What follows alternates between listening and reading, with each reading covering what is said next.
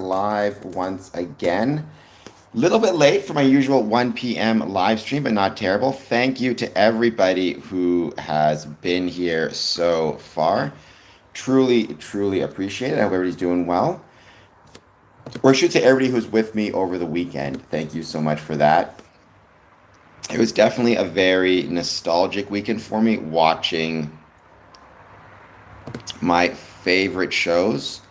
Hold on just 1 sec. I'm just going to close up my window quickly. I'll be back in just one moment. Oops, I have to get this wire stuck here. Hold on.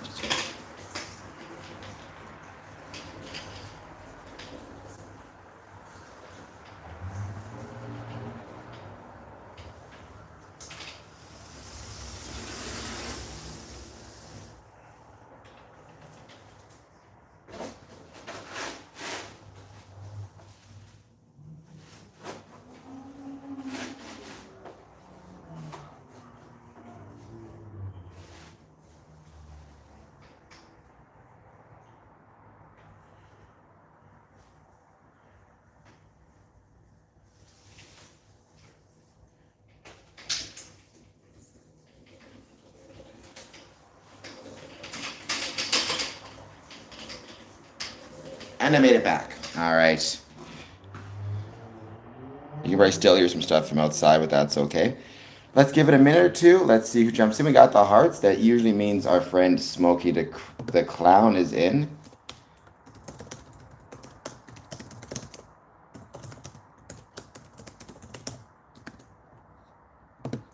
As always, the first hour, we're just going to hang out, chat about anything. And then the second hour, we're going to have more specific topics.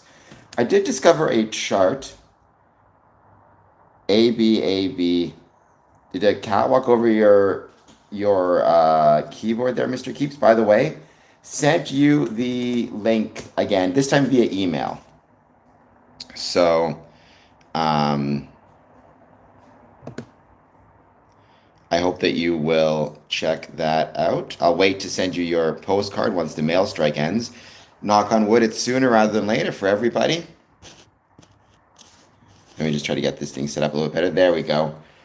How is it going, though? Jump in the chat, say hello. Let me know if you guys enjoyed the weekend, if you enjoyed hanging out with me. I had a blast. Like I said, very nostalgic. No worries, Smokey. Stay for as long as you can, but when you got to take off, you got to take off. That's no worries at all.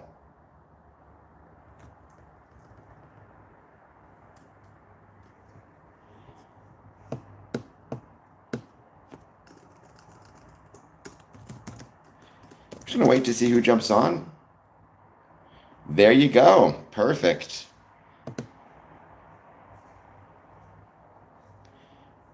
So then you were like me, probably got, back in the day, got really interested in scary movies growing up. I think we all kind of did back in the day, If you're an 80s kid like me, then a big part of that is, you're probably going to love those movies. They're very nostalgic memories of those movies. Oh, 1961, I think it was called, right? I forget the year. I like the book. Never saw the show, but liked the book.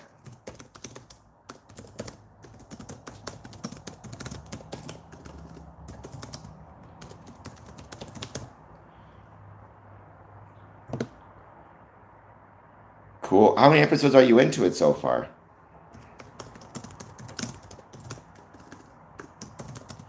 It's interesting. The closest that we ever got to like a Stephen King Freemasonry crossover was in his book called The Breathing Method, and another short story, which I can't remember what it was now, where it featured this kind of gentleman's club, which had this really fancy library. It was a really cool book. Dream Seeker, my library, 4 of 8. My library is like 1,200. That's a very impressive library. Are they all physical books, or do you have any books through your like digital books or digital copies?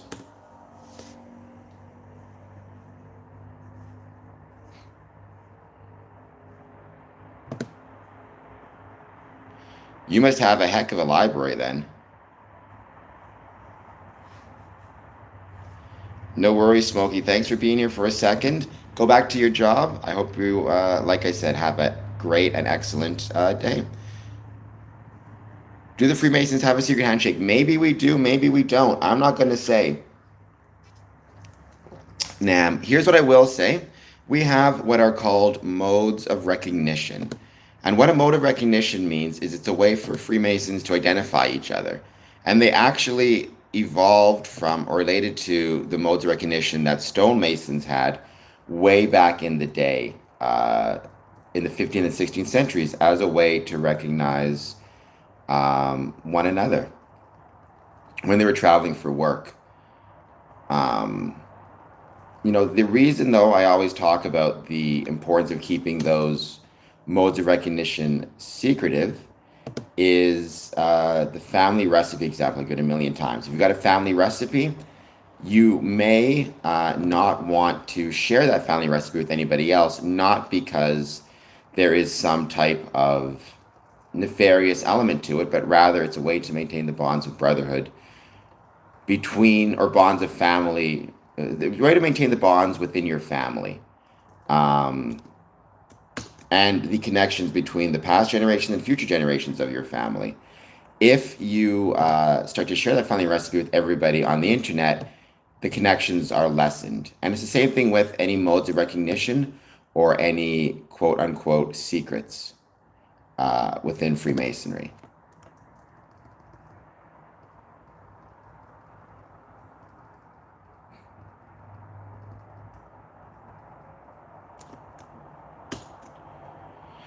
I know to one night. Well, I mean, I guess thank you, Boyle. Oliver J. Black and white square tiles at the entrance of their business or abode. Well, the mosaic pavement, it's sometimes called, or the tiles, that is a very Masonic tradition, Masonic kind of history to it.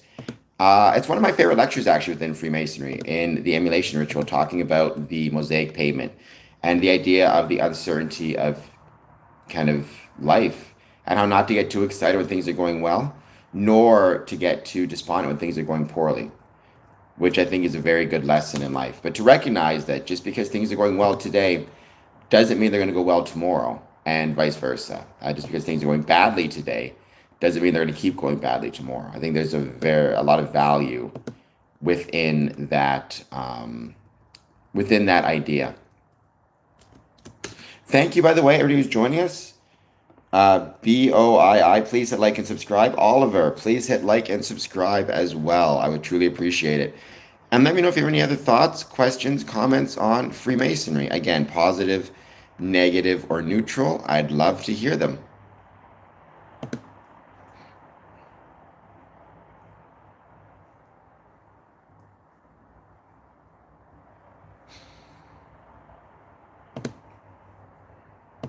And let's give it a few minutes. As always, we're going to wait to see who joins and see what they want to talk about. The first hour, it's always just me waiting to see who wants to jump in and chat and say hello. Here's my question for now.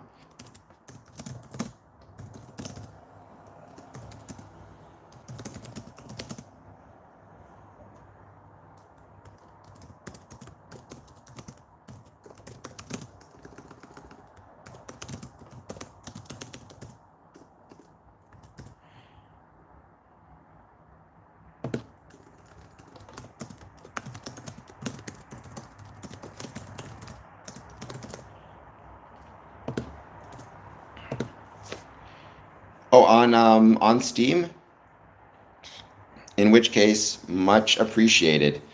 I guess I haven't used Steam for so long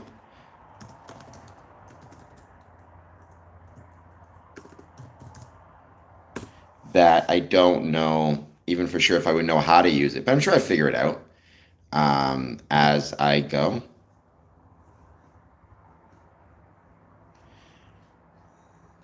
Accept the Michael Douglas level when registering. They interact in real life like in the movie or game. So I'm gonna have people randomly coming up to me and interacting with me in real life.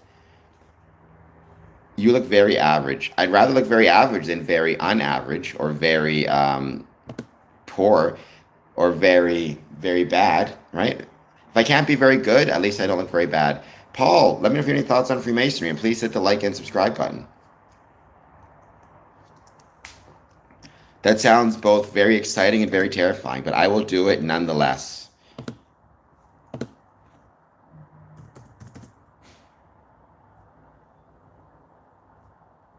If you can't be perfect, then you should be second. You should at least go glass half full.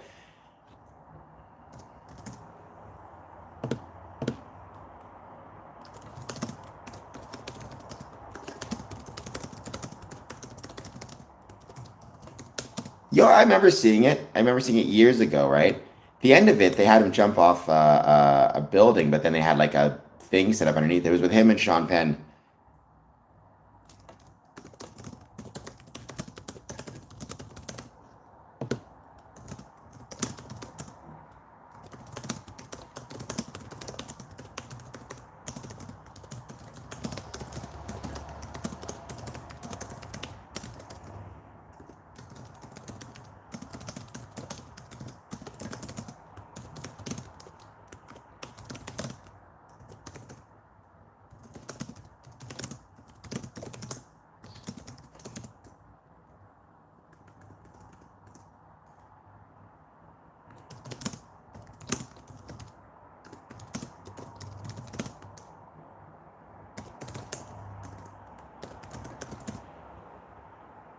Oh my gosh. Was anybody hurt? I'm guessing not if you heard from them, but bears are smart. Bears suppose they can get into all sorts of different, like, they're famous for being able to open up the lids of trash cans and get into people's houses and open doors. Man, those bears are very, very intelligent.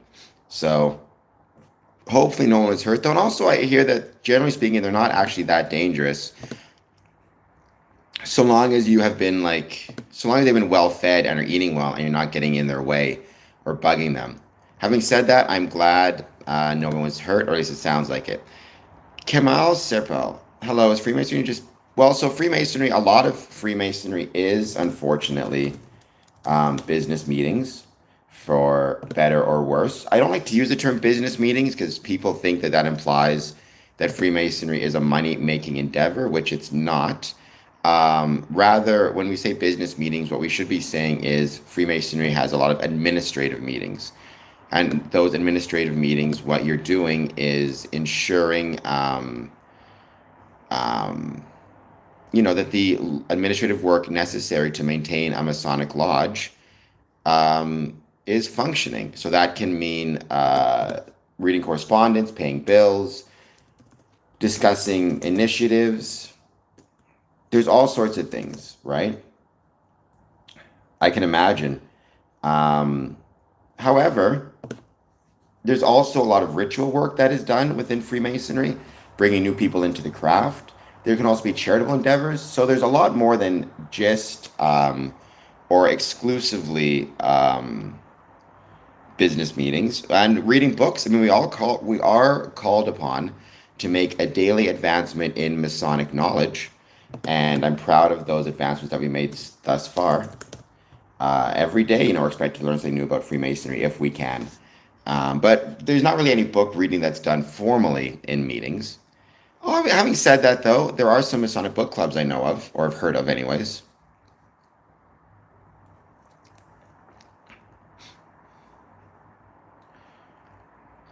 Well, Elon Musk and Donald Trump, I think you mean Donald Trump, are not Freemasons. At least to my knowledge, they're not. Whether it would be a plus or minus if they were to join, it's tough to say because Freemasonry is not a political organization. However, if they were to join Freemasonry and people were to assume, based on them joining, that Freemasons had certain political ideologies, that could be negative because it may, for example, discourage some from wanting to join who are maybe on the other side of the political aisle, or it may encourage people to join who are of the same political mindset as Trump and Elon. And then the danger is potentially Freemasonry starts to take on political overtones, right? And that is the danger as well. So At the end of the day, I think whenever anybody joins Freemasonry, it's more often than not a plus, so long as they're joining for the right reasons and not joining with the desire of taking something and making it political.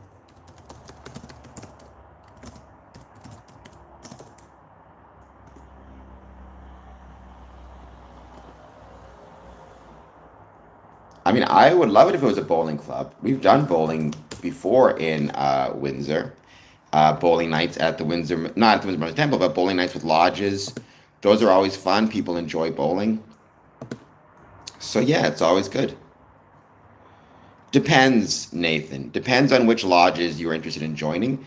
There are some jurisdictions that have it as a requirement. Many do not, but many lodges will themselves ask for it or require it as part of their application process, right? There is no single Masonic jurisdiction that controls things, right? Different jurisdictions have different rules. So the rules in Texas are different than the rules in Ontario, than the rules in Massachusetts, than England when it comes to Freemasonry, including the application process. But I do know several lodges that do require a background check, and I know several lodges that do not.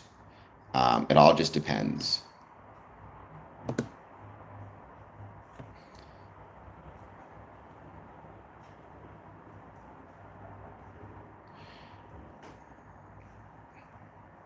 That's good, Kermal. Can you get kicked out? You can.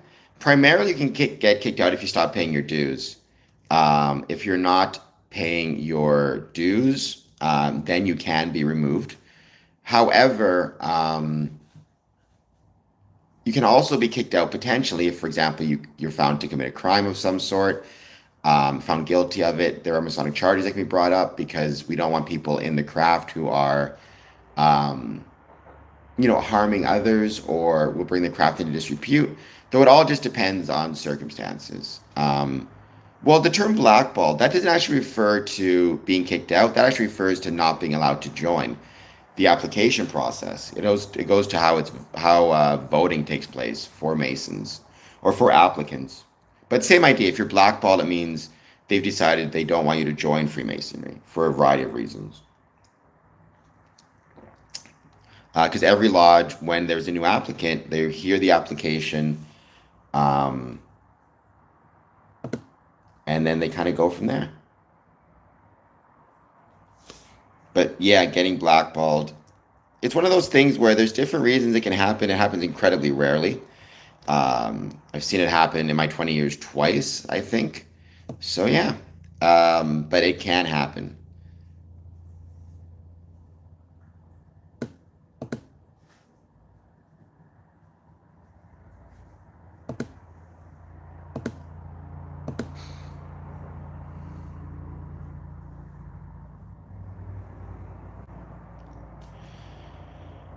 Again, Mr. Keeps, I mean, if you wanted to join Freemasonry, obviously we would love to have you. You don't have to abandon Catholicism, at least from our side of the ledger. In terms of the Catholic faith, I mean, I can't speak to it much except to say I do know Catholic Freemasons. Again, I understand they may not be fully compliant with what the Pope says. However, sometimes things are practiced more in theory than in actual practice, right?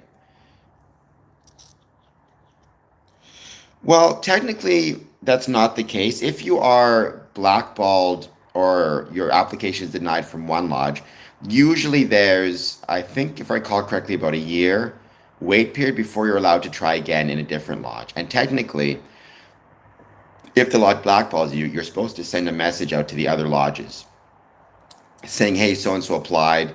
We rejected his application. Heads up if he tries with you. Um,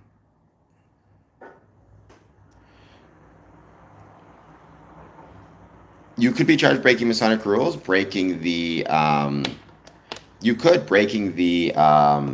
bylaws of your lodge, which could get you kicked out.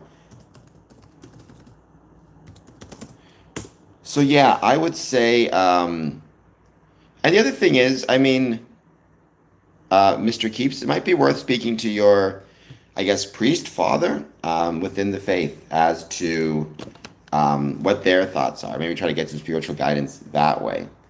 Um,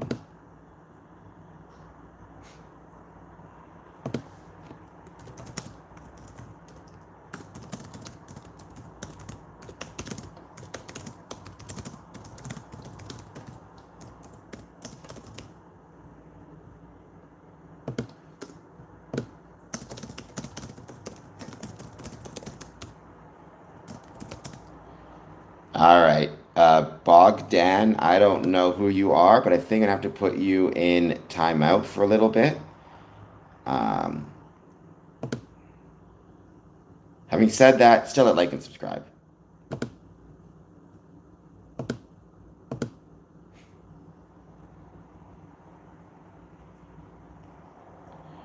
I forget if you have to disclose the reason they were blackballed or not, to be honest. I can't remember now. I don't believe you have to disclose. The theory is you're supposed to just trust that whatever reasons it was done, in the good. It's kind of like voting, right? Like, you can't, well, you can't, like, if somebody votes for whoever they vote for, then that's their vote, right? So if a lodge makes that decision, you have to kind of assume that the decision was made with the best interest of Freemasonry, because they're all your brothers at the end of the day. But I forget exactly how the notifications work.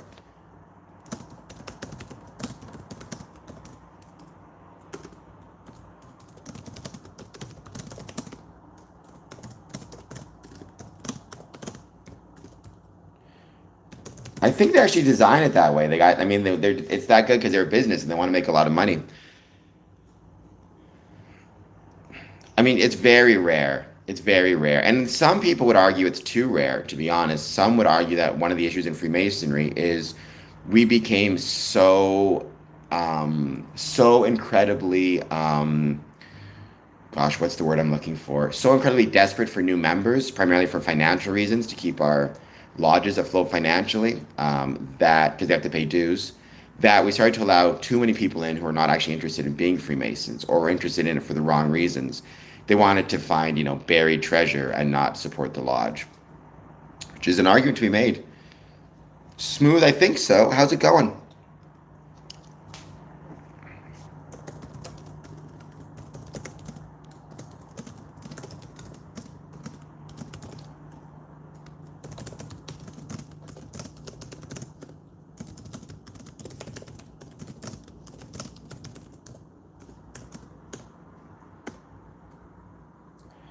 I do not. I mean, there are cops in Freemasonry. There are plenty of cops. When I say plenty, I know in my 20 years, I met three police officers who are Freemasons.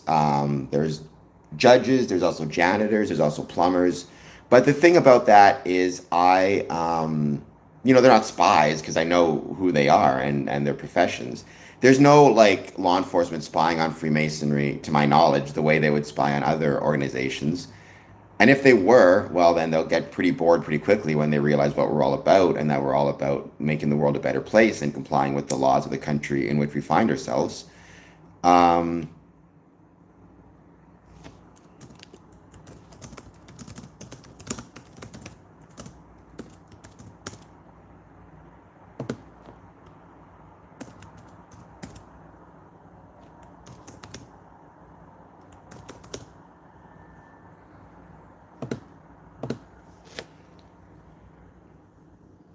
Certain aspects of the craft, well, they don't need to be protected. We choose to protect them, right? There's a little bit of a difference there, right? We choose to protect them as a way to, for me, as a way to maintain the bonds of brotherhood and fellowship between our members. Um,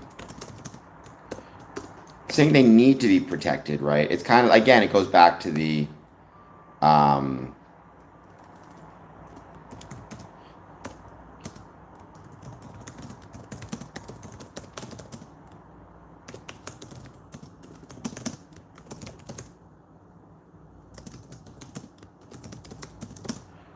I don't think that's the case, Nathan. I don't think we have rulers in the way you're thinking. Everything we have politicians and various leaders in different parts of the world who have, differing interests. Um, but I think, generally speaking, people want the world to be a better place. It's just the way they go about it is challenging.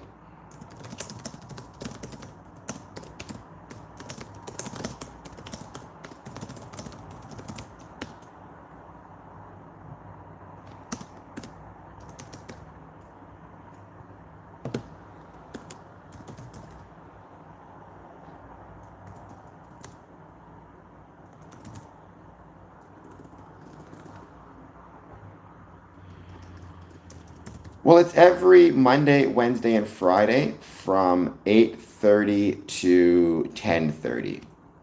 What's going on, QWERTY?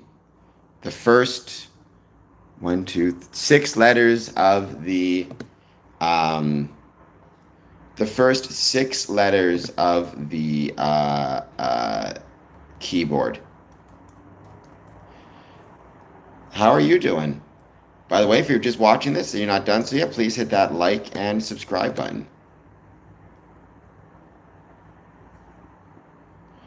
That can be true, but the two things are not necessarily um, mutually exclusive, right? I think you can want a better world for both yourself and those around you. But the way you choose to get it or approach it is going to be different. But also, I don't believe in, the idea of rulers in the more, what's the word I'm looking for? In the more kind of conspiratorial sense, in the sense that there's a set of rulers trying to rule over the entire world. I think the interests within different regions and different areas of the world are so divergent that it would be impossible to have one set of rulers trying to rule over everything, because the interests of the rulers in Europe are going to be very different than the interests of the rulers in North America, let's say. No worries, Rondo, but thank you for being here. What do you mean, Nathan? I'm not sure I understand the question. I mean, it's pretty easy to keep out politics, honestly. Easier than people realize. Um,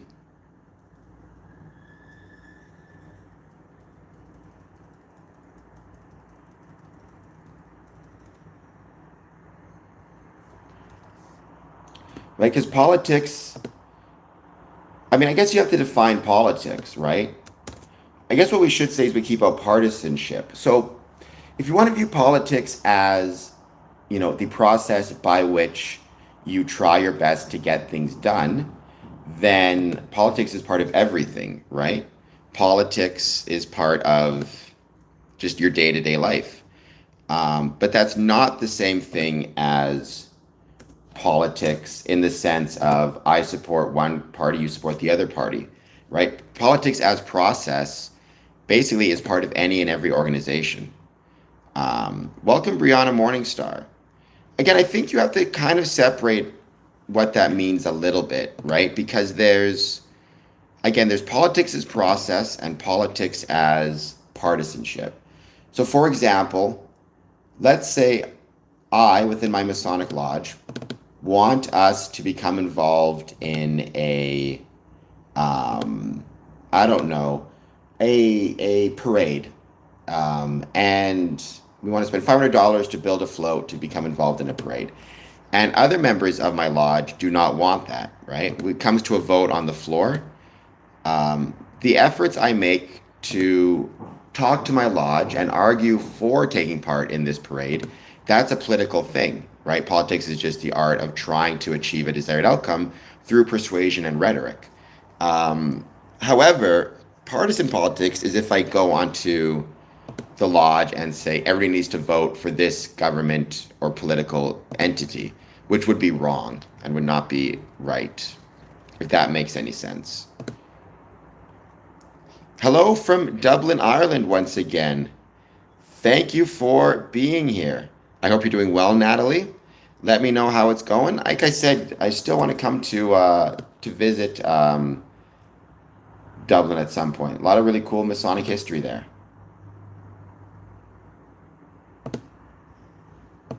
Again, in what way? Do you mean the vote in the lodge or the vote outside of the lodge?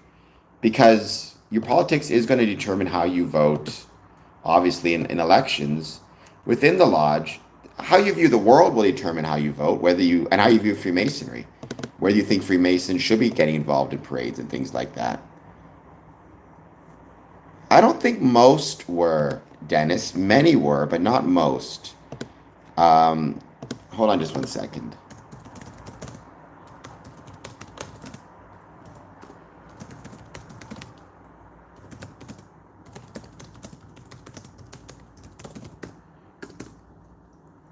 Let me just see.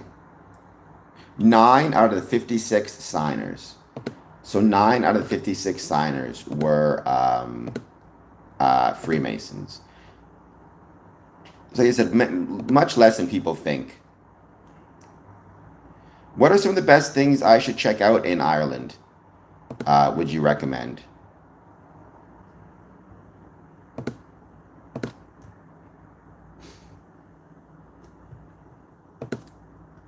And do you know where the closest Masonic lodge is in Dublin, Ireland, or the biggest?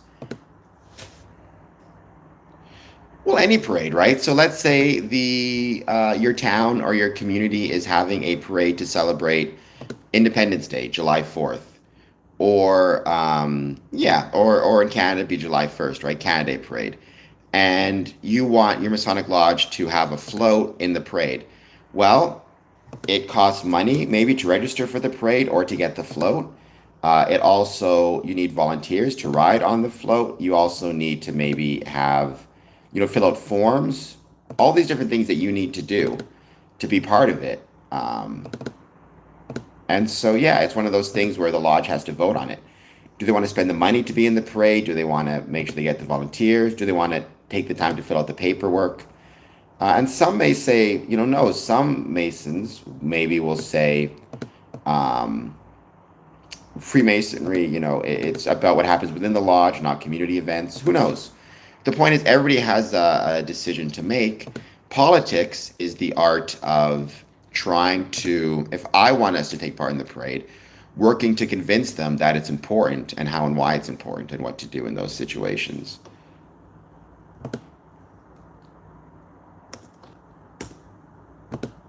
Uh,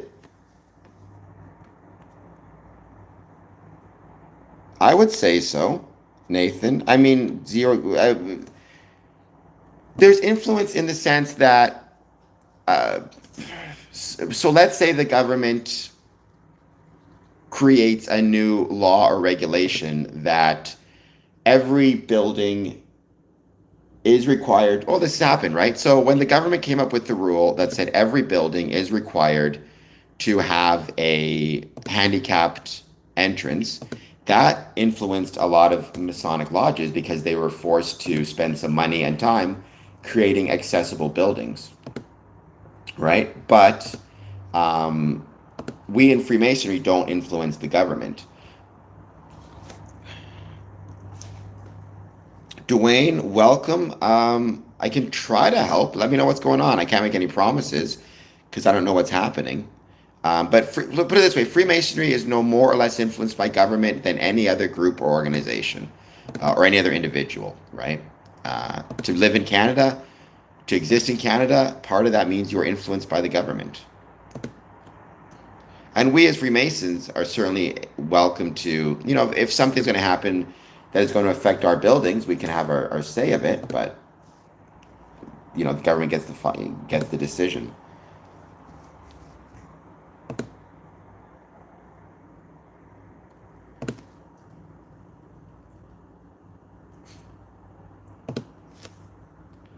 Natalie, I'm not sure what any of that means, but welcome nonetheless. Thank you for being here. Please take a moment, hit the like button, hit the subscribe button, and let me know if there's anything you want to talk about.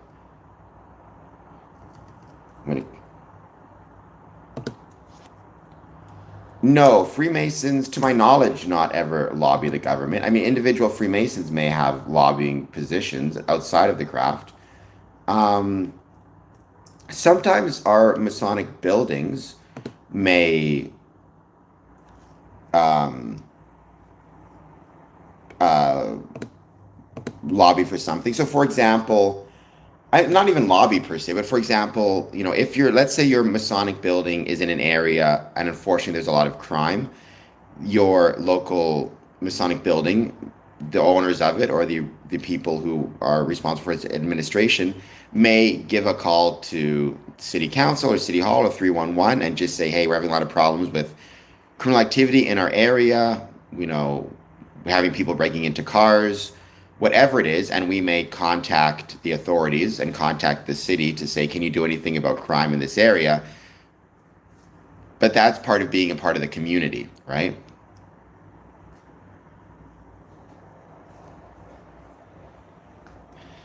Welcome, Acadian. Politics is challenging. I think we all understand that in a certain way. Um, when you say top levels, there is no really top level in Freemasonry. Again, right? There is the um, 33rd degrees, but those are like one example I've given is a few. It was last week actually. I was in a Masonic meeting um, in I was running it actually. I was the worshipful master. I had this Masonic meeting. We had 7 people who were master masons and one person who was a 33rd degree mason. However, that 33rd degree mason did not have any authority or any, was not at some type of higher level than everybody else in the room. Even in fact, we had a vote, and the 7 masons voted one way, the 33rd degree mason voted another way, and the 33rd degree mason lost. So we had no, just because he was a 33rd degree didn't mean he had any kind of higher, um, level than, say, the rest of us. So there's not really a hierarchy in that sense. There's a worshipful master who runs the lodge and administers the lodge. Then you have your different degrees. The closest thing to hierarchy, when you think about it, is entered apprentice, fellow craft, master mason, is the best way to think about those things.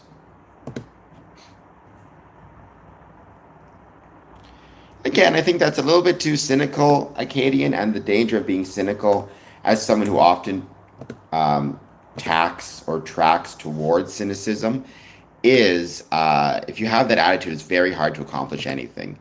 Again, this isn't me trying to quote unquote defend or not defend politicians. Just saying a little bit of cynicism is okay, but too much of it is counterproductive. When you say who controls the money, which money? Because there is no like common pot of money, right? So, for example, each Masonic lodge. So in my district, actually in my city, I'm going to stick to city. There are, welcome back, Smokey. There are 7 Masonic lodges that meet. Each one of those Masonic lodges has a bank account separate from all the others. Um, and they use that to pay whatever expenses they have. Um, when they, um, when it comes to needing to pay expenses or vote on things, the lodge itself will have a vote as to whether to pay the bills that are due or not, or to spend money on special events, whatever it might be, right? And so there's not like a single pot that's controlled by everything. Rather, in terms of who can write checks and who can make deposits and withdrawals, that is the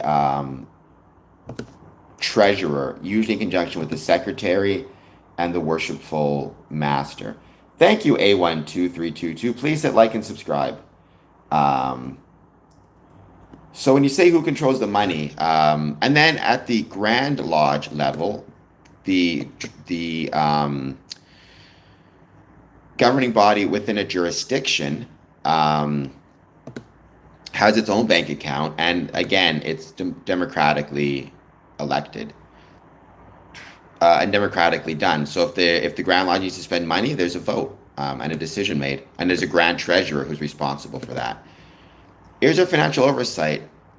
Honestly, probably not as much as there should be. It really depends on the lodge and how on the ball they are with everything, right? So, in theory, at every meeting, the treasurer is supposed to provide a report to the lodge saying, what the current financial situation is, how much money is in the account, what the expenses are, any concerns that he may or may not have. How often that's actually done and how stringent the oversight is, that's dependent on every Masonic body to determine that for themselves. Honestly, in many cases, it's not done as well as it should be, unfortunately. And there's different reasons for that. But one of the biggest issues you see in Freemasonry is not necessarily being the best at financial oversight. But in theory, and that's also why lodges have things like 2 signers or 3 signers required for each check. So, because if you have a single treasurer, right, who can take out money from an account and write checks without needing a secondary signature, then what you get is, if he's a, kind of a dishonest fellow, he can just write a check to himself, clean out the lodge from all its money, and then take off to Bermuda. So most lodges have a 2-signer system in place, which means if you're going to write a check, you need to have a second person sign it. Sometimes some lodges even have a 3-person signage system where you need at least 3 people to sign the check. And that way you're protected, because even if one person is trying to pull scams, the other one who has to sign the check also can say, no, I need to know what this is for, and the expense and the vote and all the rest of it. Well, I don't want to have treason. That sounds not good. It's interesting. One thing that a lot of lodges are struggling with nowadays is most expenses are done via, or paid now via, e-transfers or online payments. How do you get 2 signatures on an e-transfer? How do you get, like, what is your protection mechanism and safety mechanism in those cases? Because if you need 2 signatures on a check, it's easy. Treasurer writes a check, goes find the second signatory, says, I have this check for this amount for this expense. The second signatory looks at the receipt, looks at the vote, signs the check, it's given to whomever it's made out to. There are ways to do it via e-transfer where, what you can do, for example, and one way that you can do it is the treasurer sends an e-transfer to the person who's owed the money, along with a note as to what the e-transfer is for and the vote, and maybe even the receipt number or the invoice number. But when he sends the e-transfer to the brother to whom the money is owed, a copy of the e-transfer is sent to, at least the reference number is sent to the second signatory, or maybe even a third signatory. And another person needs to click on this box before the person receiving the money can actually collect it. Or he even has to print it out and sign it, and it goes in the records. So there's a really interesting kind of workaround that we're working on. Because, Freemasonry is great, but if these things are also not convenient, that becomes a problem. I don't think Masonic values are the only hope left, Acadian. I think that Masonic values, though, are a hope. It's not the only way to make the world a better place, but it's my way. And I think it's a very valuable way. Do you own fragrances? I do not own fragrances, but I hope that you can own the like and subscribe button by hitting it for me. Thank you so much for being here. Please hit that like and subscribe button. Fragrance. Shelly, same thing. I'm sure there has been, Nathan. I'm sure there have been. Not that I've ever seen. It's just really, it's not ever so much corruption, I think, is the issue. I think very often what we're seeing, and the biggest challenges that we're seeing, is just people have less and less time, which means it becomes harder and harder to, like, how do you say this? I'm trying to think of the right way to put this, right? Like, if you're, okay, so you have a meeting, the junior warden spends $250, let's say, on a meal for the lodge meeting. He comes to lodge, he doesn't have a lot of money to spend, so he needs that $250 back. Otherwise, maybe he can't pay his rent. So he comes to the lodge. Maybe the lodge doesn't have a quorum that meeting. Technically, if that's the case, they cannot cut any checks because you need a certain number of people to vote for each expense. But the junior warden is saying, hey, I spent the money, here's the receipt.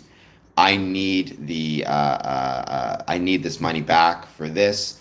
So the junior, so the lodge cuts him a check before there's been a vote, then votes on it at the next meeting, but now they're behind by a week. It's one of those things where like everybody's busy, everybody's tired, and it's easy for mistakes or cutting corners to start to compound. Um, and it's hard to know exactly what to do in that situation. It's not the easiest thing. People who say like, "Oh, what's the big deal?" just don't do it. It's like, well, if the junior warden needs that money right away, or you don't know when you're getting a quorum, it can be hard to know the best approach to take. Hello, Erjeet. You are very tired. You did your homework. It's good to do your homework though, and thank you for being here. I truly appreciate it. And that's always a problem. I'm 42. And Mr. Keeps did mention above, and I want to mention this again. He said he's interested and considering joining, and that's wonderful. But again, I just want to make sure people understand that this channel is not about recruiting people, it's just about my love of Freemasonry. Having said that, it'd be great to see you join, obviously.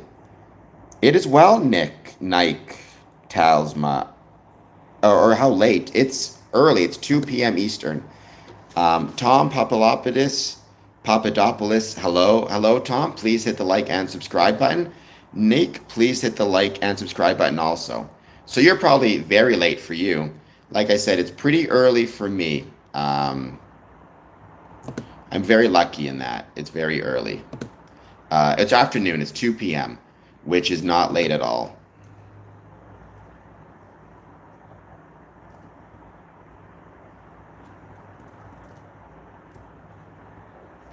There's lots of Freemasonry in the Netherlands, interestingly enough.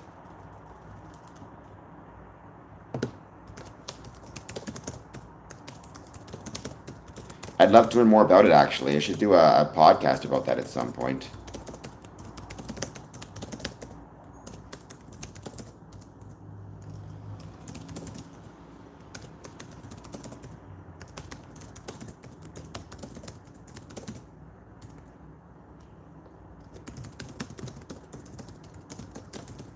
Oh, so it's early for you, actually, not late at all. Never been to the Netherlands. What's the weather like right now? And Nick, do you have any questions about Freemasonry? If you do, I'd love to know.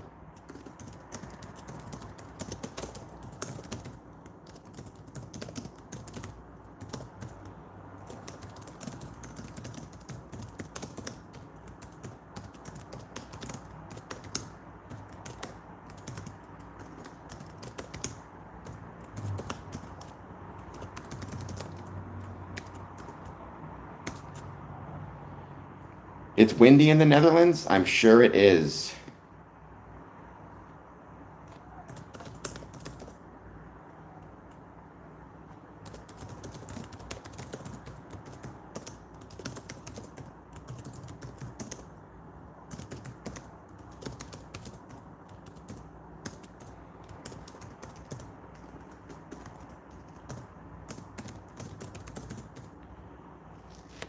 No worries, Nike, but thank you for being here even for a moment. I truly appreciate it. I hope you're going to have a great day. And thank you for joining. We're going to give it a bit more time to see who else joins. Thank you for your questions, Nathan, by the way. I've really enjoyed them. As always, any questions you have, you are welcome to put them in the chat. I hope everybody was with me for my um, um, very fun and very awesome AMC live stream. Member, what is up once again? It was great when you joined. I hope you had a good time this weekend, hanging out with me, watching AMC Fear Fest. No worries, Bucharest Red. Thank you for being here. How's it going for you? I hope you're doing well. I hope you're having a great day. Don't forget to hit that like button. And if you are interested at all in becoming a Patreon at the higher levels, I'm working on a few different promotions at the moment, so keep those in mind.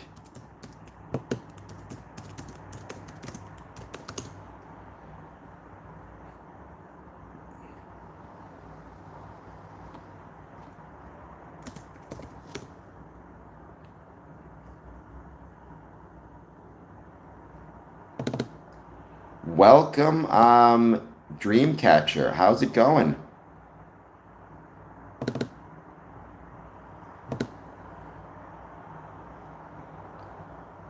I hope that you are doing well. Please, as always, hit that like button and subscribe button. What is new? What is exciting?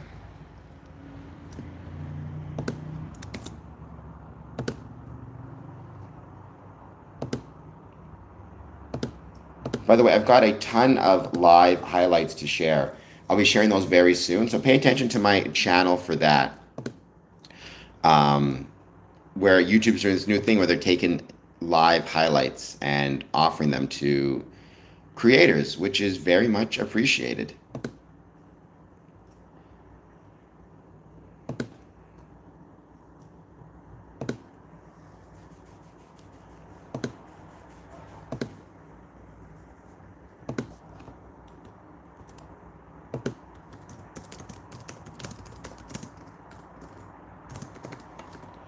Welcome, though. Thank you for being here. Let me just...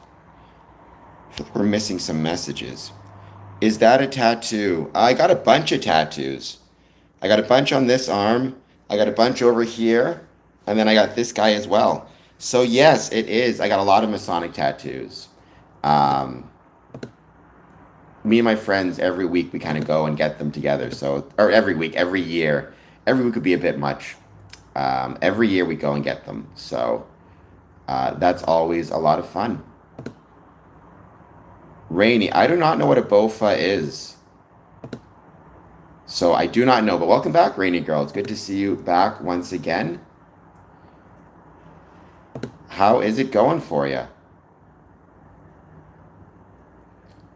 Oh my gosh. Rainy Girl got me. You see that? I'm just hanging out here trying to do my best, and I got Rainy Girl in the chat with the jokes. That's fine, Rainy Girl. It's no worries. Welcome back, Katoos. How's it going?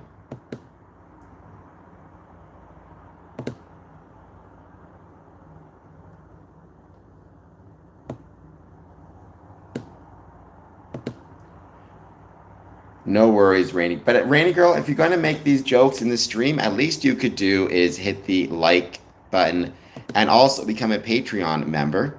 It's been great to see my Patreon growing as of late, so let's keep that alive and well. It's going great. And Katoos, same thing. Don't forget, you can become a Patreon member. You can become for free or you can pay a couple bucks. It's completely up to you. But thank you so much for being here.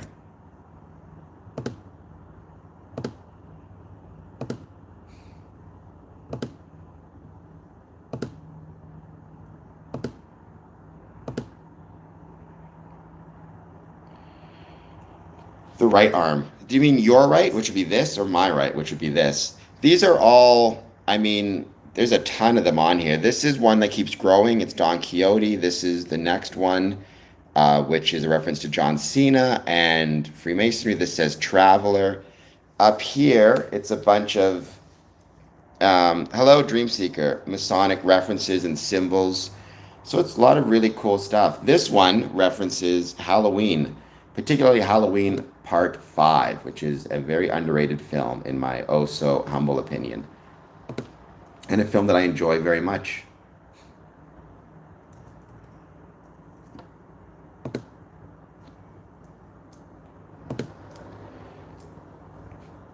So what is going on, Dreamcatcher?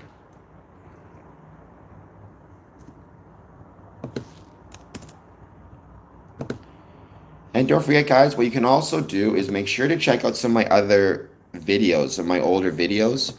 I have a lot of people checking my newer stuff, which is awesome. However, oh my gosh, my home is such a mess.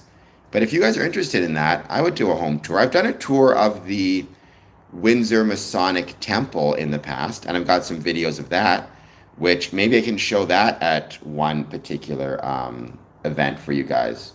That, or one particular live stream. That could be kind of fun, you know?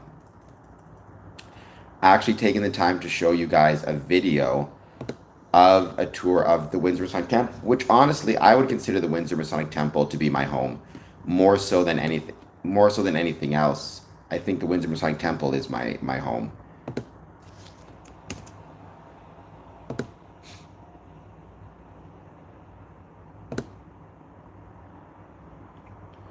Oh, you're making me jealous. I'm hungry. What type of snacks are you gonna go for?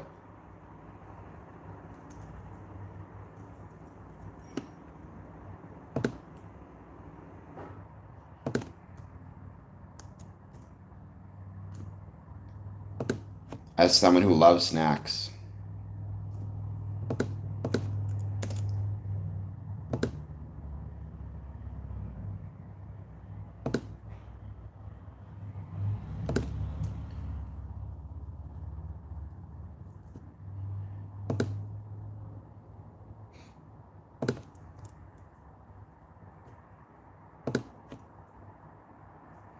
Honk honk sports. That is right. I know I look a lot like Matt Damon, but Matt Damon is a very handsome fella, so I'm not going to complain about that at all.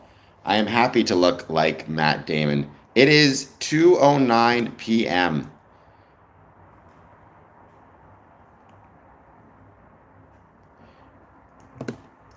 Those sound good though. Those sound really good.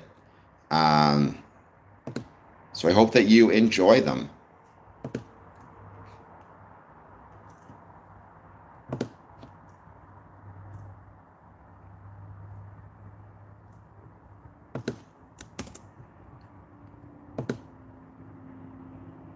Thank you, Dennis. And Dennis, how's it going? I feel like it's been a little while since I've seen you. What's new and exciting in your life? Anything good, cool going on? I know, obviously, we're going to talk about Freemasonry, but I want to give it a bit of time, see who else joins before we keep going. So that should give us a bit of time for people to jump on, say hello, hit the like button, hit the subscribe button, etc., etc.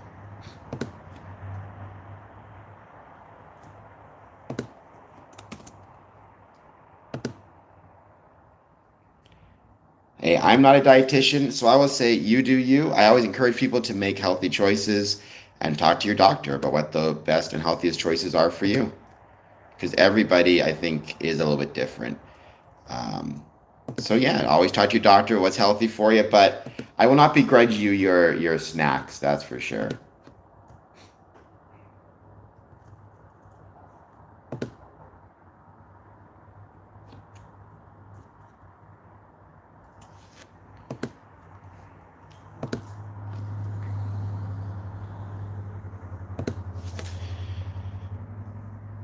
So what has been new? So by the way, I'm just going to mention this again. I mentioned it a few times. If you are a traveler, as I am, and you're trying to get your passport renewed and you want to do it online, best of luck.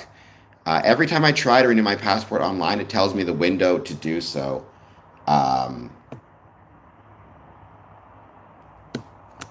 so do it right at 7 a.m. when you have the chance.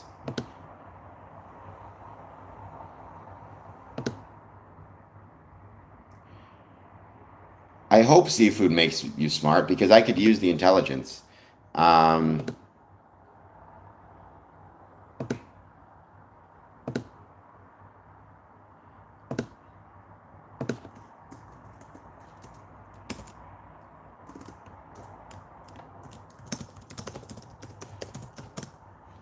Canada, Bogdan, Windsor, Ontario. I was born and raised in Winnipeg, Manitoba.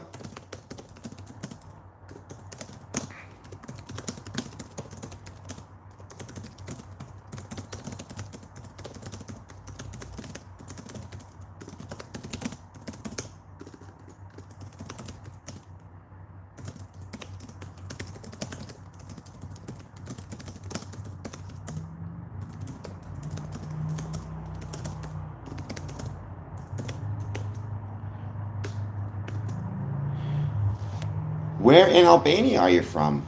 I don't actually know if there's any Freemasonry within Albania.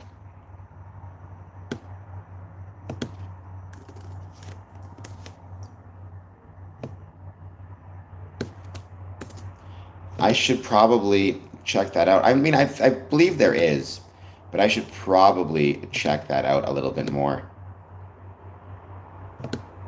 Because Canada is a welcoming country. Um,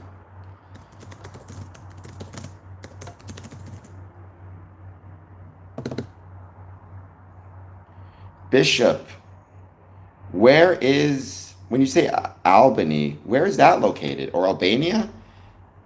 Because I think Albany is New York when I hear that. Albania is in Eastern Europe, if I'm not mistaken. Welcome, Bishop. I think you're new to the stream. Please take a moment to hit that like button and subscribe button. Let me know how it's going and if there's anything you want to talk about in the Balkans. Okay.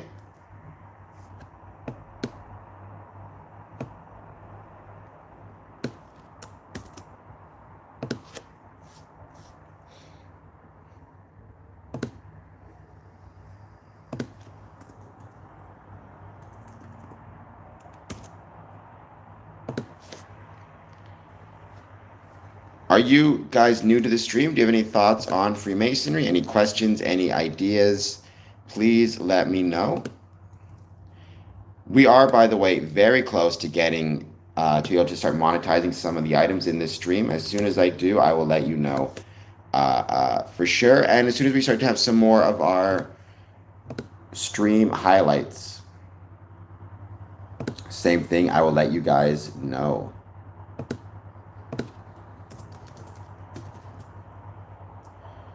No worries. Take your time.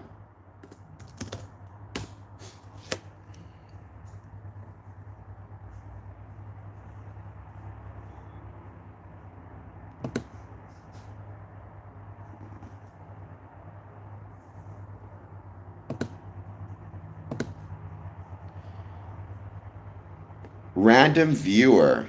Sorry, random viewer. I think I missed the first part of your question. You say along with other religions.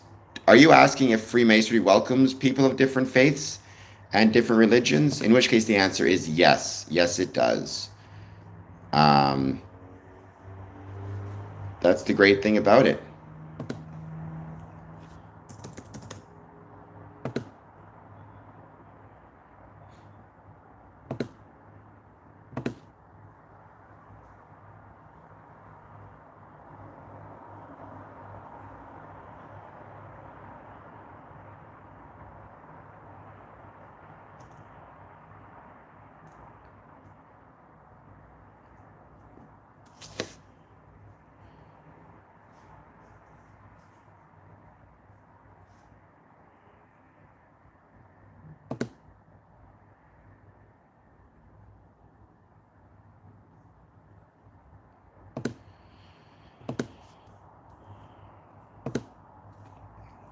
No worries. Wait for Bogdan to give his question.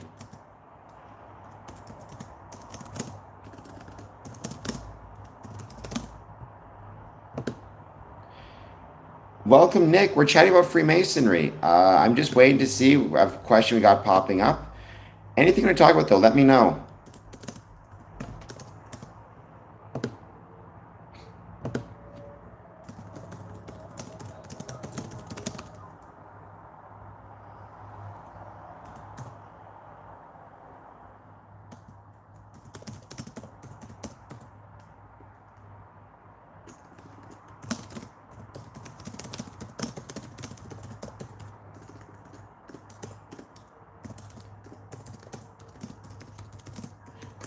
No worries. And by the way, Nick, I hope you hit the like button and the subscribe button. That would be much appreciated. And anything else you got going on, please let me know. We're hanging out here chatting about Freemasonry. I've been a Freemason since 2007. I certainly don't know everything about Freemasonry. However, I like to think I've learned a fair bit over the years. And hopefully I can help provide you guys with at least some of my experiences with it.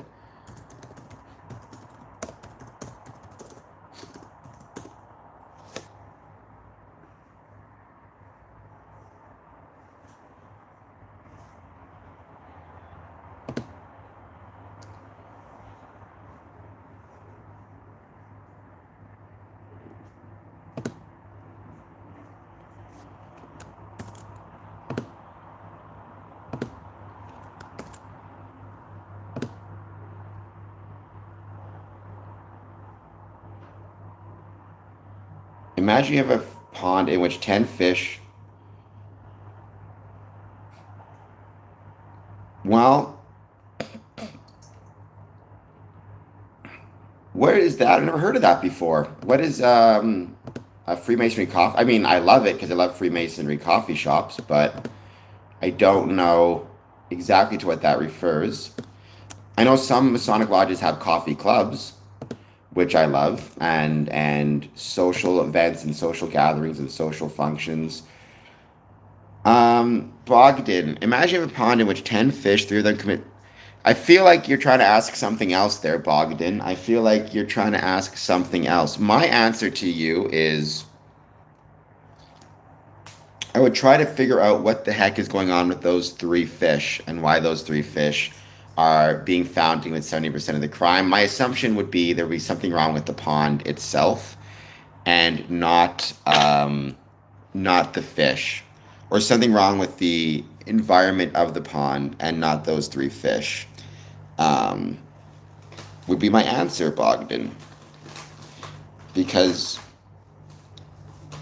patterns or anomalies usually indicate some type of pattern. Ironically, I have to say, I know an anomaly is something that doesn't fit a pattern, but usually that represents the pattern that you're seeing is not understood, or at least not understood well. Um, who is your avatar random viewer supposed to be Andrew Tate?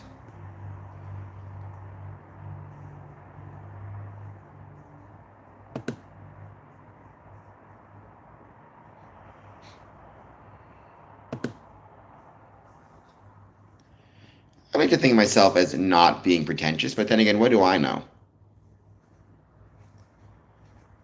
I can't see it well, it's too small. All right, well, nonetheless, random viewer, how is it going? And Nick, what is the name of the Freemasonry coffee shop that you have that are members only? I would be really curious to know.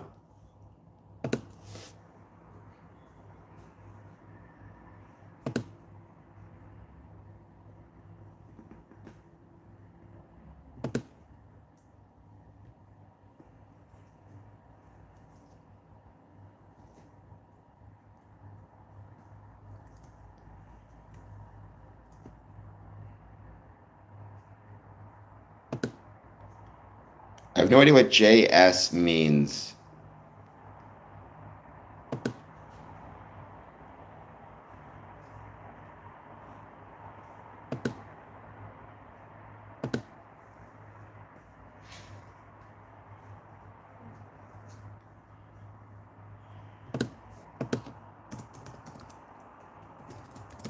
Give me 1 second. I do have a topic. I want to actually discuss a um, I did want to discuss a chart that I recently saw, but for some reason it's not popping up anymore. I may actually, it's going to look kind of ugly, but I may turn my camera around. We can, although I suspect I understand or know the theme of it, but go ahead, I'll see what I can say. I can find this chart, and then I want to talk about why I think it's relevant. You know, it's interesting though. I asked the question on my YouTube channel. Um, in the community section. And by the way, if you follow me on YouTube, please every now and then go check out the community section and answer my poll questions. Um, and interact with those as well as with everything else, right? Because interacting with my poll questions helps more people see it. YouTube responds to engagement, it responds to it responds to responding, it responds to engagement. It responds to responding. That's a statement and a half. So I asked the question, do you think the US government shutdown will affect US Freemasonry? Um,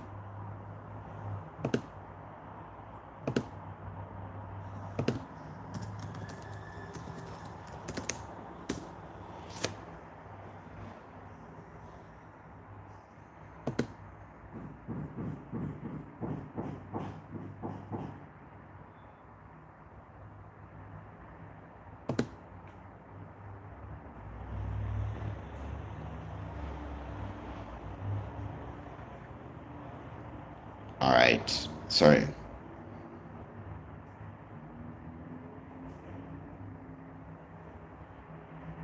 All right. So I asked a question. Do you think the U.S. shutdown will affect U.S. Freemasonry?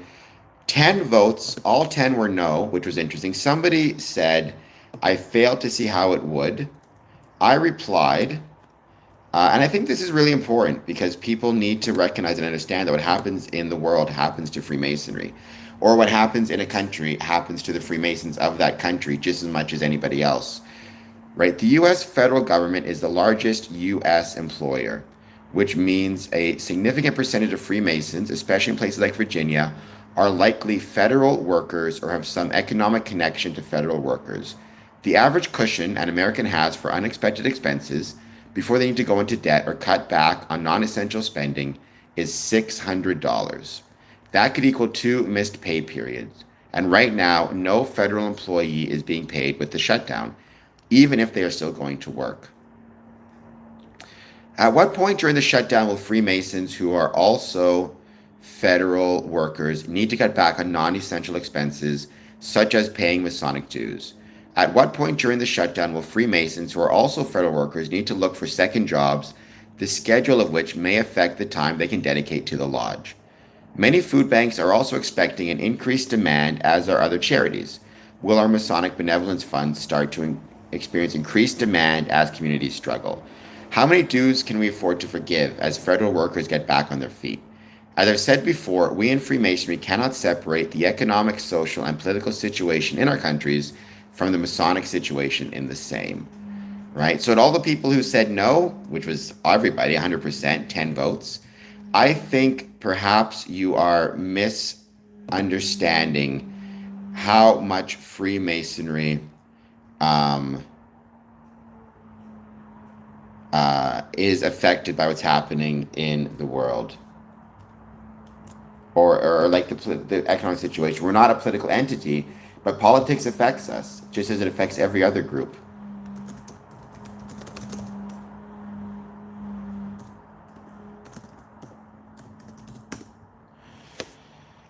Welcome from India. Hi, mate. I got asked to join when I was 18. Well, as a general rule, we as Freemasons don't approach people, don't ask people to join. Rather, the old statement is to be one, ask one.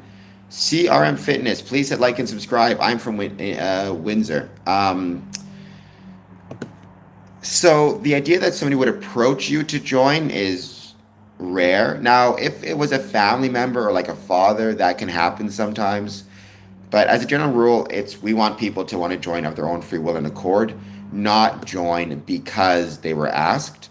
In terms of the age, um, it's the same thing. In the States, generally speaking, you need to be at least 18 to join. In Ontario, it's 21. But generally speaking, I'm very wary of people being asked to join. You should want to approach and not be asked. Um, cool, CRM. Please hit like and subscribe. Even what's happening right now with the National Guard, right? Former National Guard general calls Trump's justifications for deployment lies. The National Guard being deployed into various cities, that's going to affect Freemasonry. Maybe positively, maybe negatively. Who knows? Having a bunch of National Guardsmen in and around your Masonic building, it may make brethren feel more comfortable being in a you know being in a Masonic lodge, um,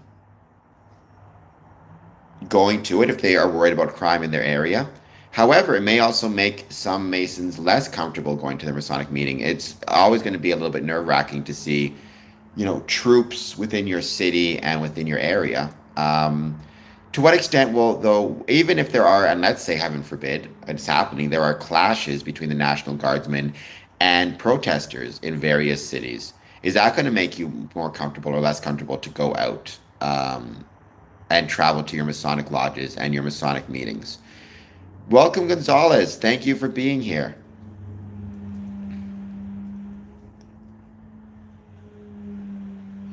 Right? Even in Broadview, a Chicago suburb, they established a set of protest hours near the controversial ICE facility.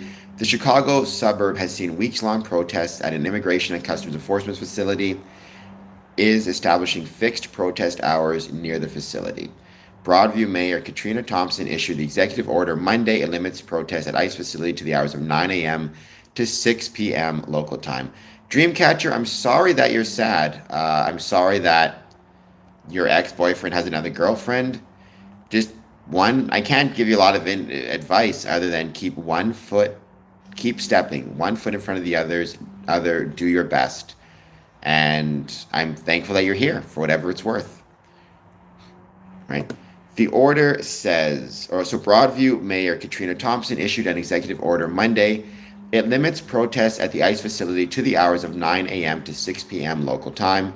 The order says ICE has engaged in an unprecedented and chaotic nationwide campaign to target, round up, detain, and deport any person suspected of unlawfully residing in the United States.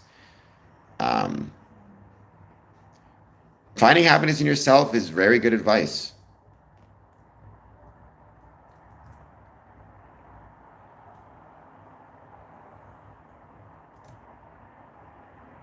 Actually, that would be an interesting question to ask. I'm curious now.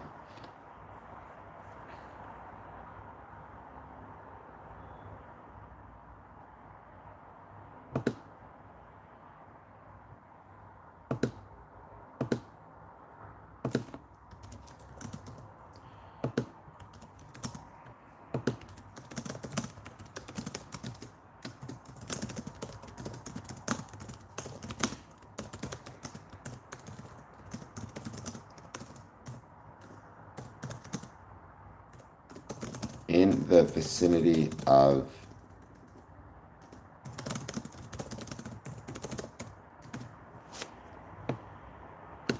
that'd be really interesting to see. I'm curious. Answer this poll question.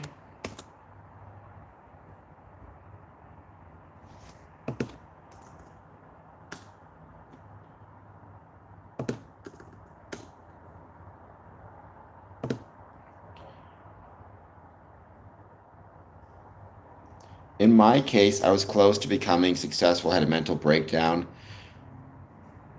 Thank you, Kaboom. Please hit like and subscribe. In my case, I was close to becoming successful. I mean, sometimes if you're not paying attention to your mental health or your physical health, your body will force you to take a break, unfortunately. And that happens very often.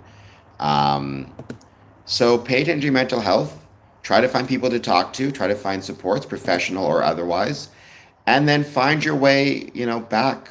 You'll find success again. Whatever success it is you're looking for, I don't believe has gone missing, right? It's still there. At least I hope it's still there. Let me check this. National Guard troops deployed near Masonic buildings. Probably in images, if anything. I mean, there's Freemasons in Portland. There's Freemasons in Masonic buildings in Portland, Chicago, Seattle.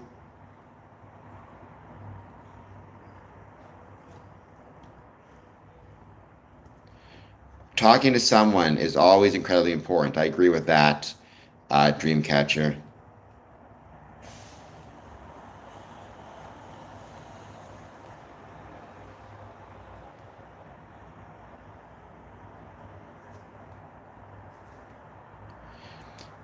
I don't see any examples of it, at least.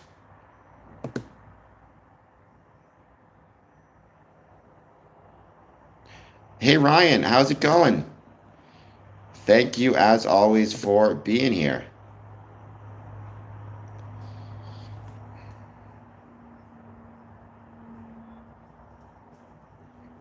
Interesting. According to Facebook, or according to Google, today is also Mid-Autumn Harvest or Mid-Autumn Festival, a harvest festival celebrating family reunion, gratitude for bountiful harvest, coinciding with the full moon on the 15th day of the 8th lunar month.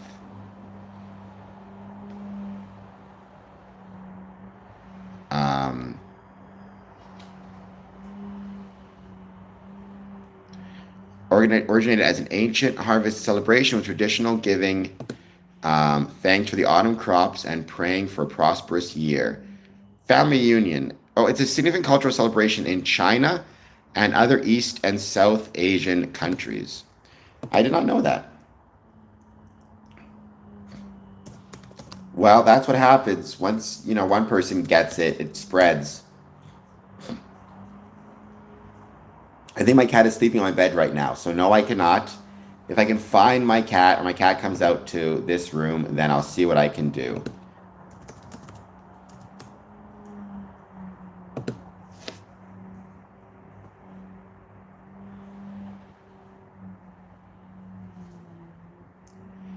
You are a mutual friend, Katuz. That is true.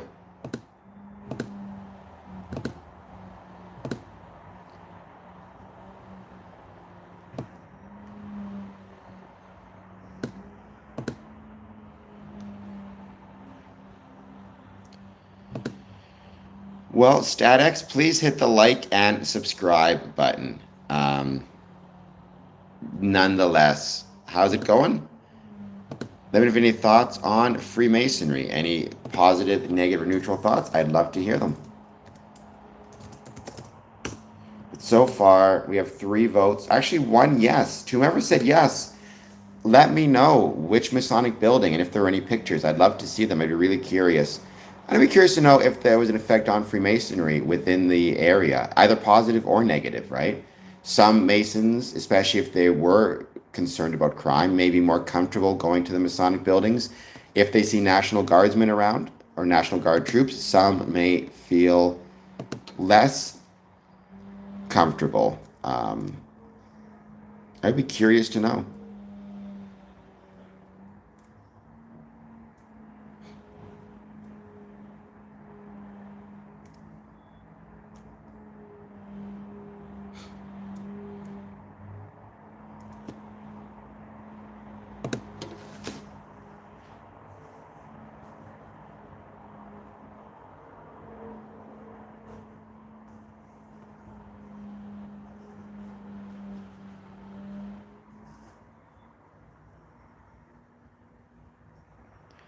Oh my gosh. Well, this is about Freemasonry, but we all have bad experiences, right? I think human nature is such. We all have bad dating experiences. But just because you have a bad experience doesn't mean you quit or doesn't mean you stop.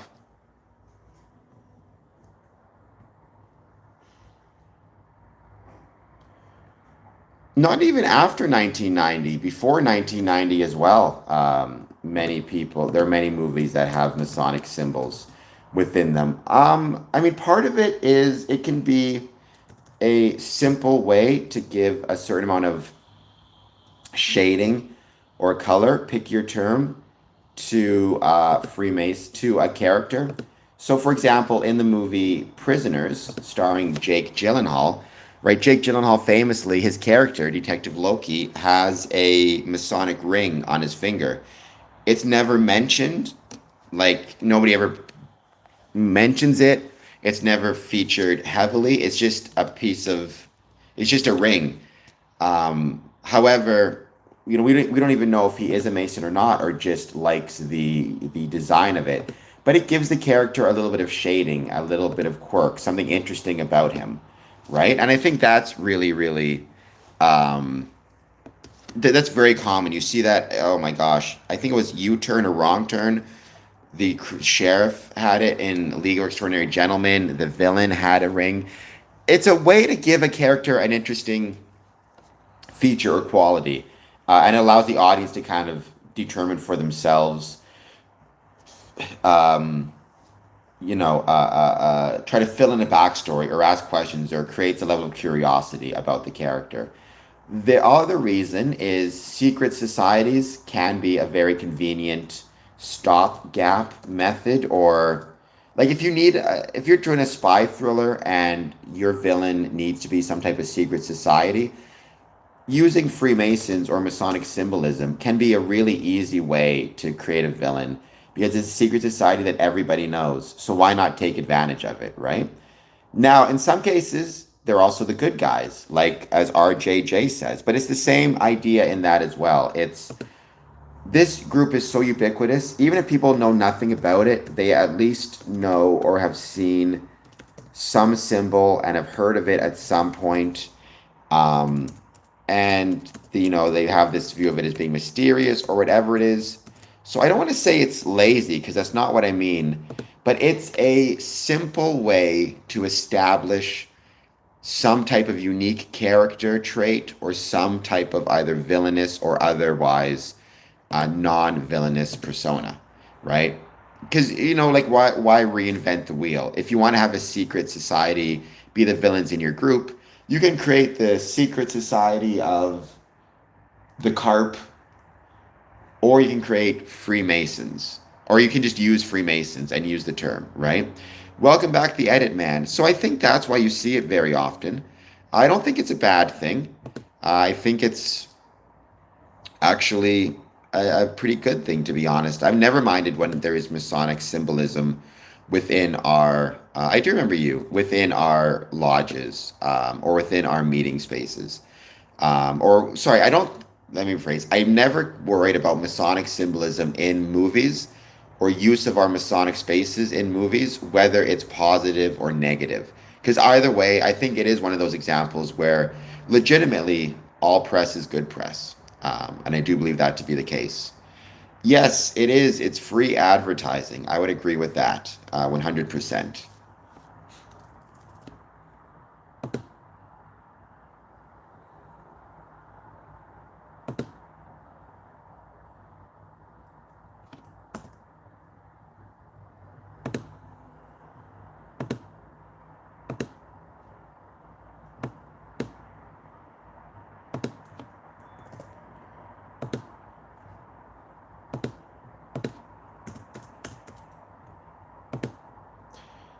Can you be Superman member? I don't know. We mostly, well, the one eye symbolism, that stuff is way overdone. That honestly is mostly nonsense. Um, because I've seen that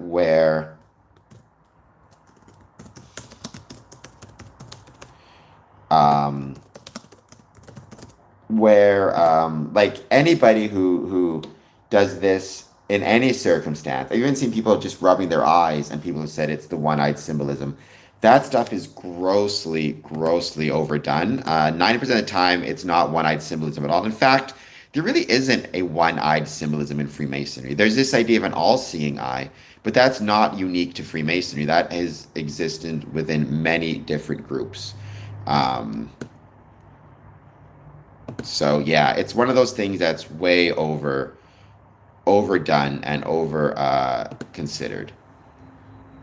Oh, it's very gorgeous outside. Honestly, it's a little too warm for me, but that's a whole other story. I'd rather it not be quite so warm because it's fall.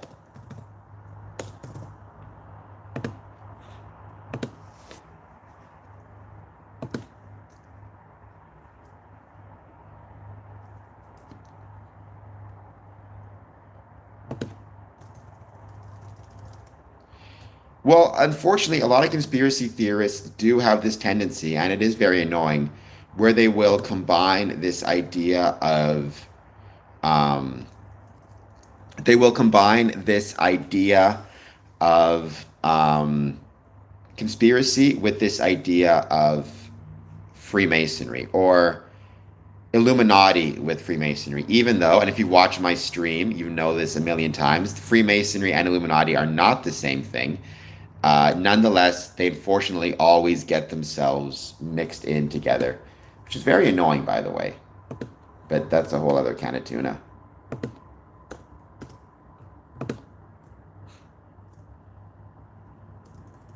Even there, I don't know if they're actually pretending to be Illuminati or not. I think in those cases, it's more often than not that they're just doing general hand gestures to look cool that don't know what they mean. They don't mean anything, and conspiracy theorists attach meaning to them. RJJ, welcome. I think you might be new to the stream. If you are, please hit the like and subscribe button.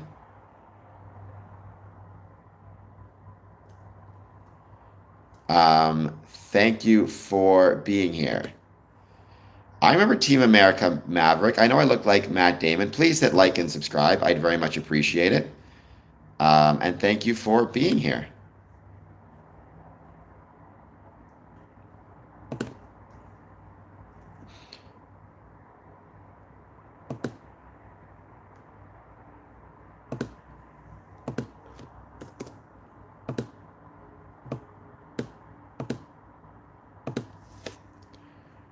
He would. Maverick, how's it going? Let me know if any thoughts or questions on Freemasonry, positive, negative, or neutral. Matt Damon, I will not say that. Well, is it Matt Damon? I think that's how he says it. So there you go. But going back to that question of Masonic symbols in movies, honestly, I really do think it comes down to, yes, Freemasonry. It comes down to a desire to create shading and nuance to characters in kind of a simple, it's almost a cheat code kind of a way. Hello from Canada. How's it going, Joe Snuffy from Iceland?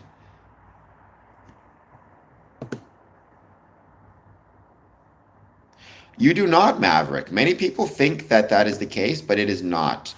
Many people do not have any family members in Freemasonry and are the first ones to join. So,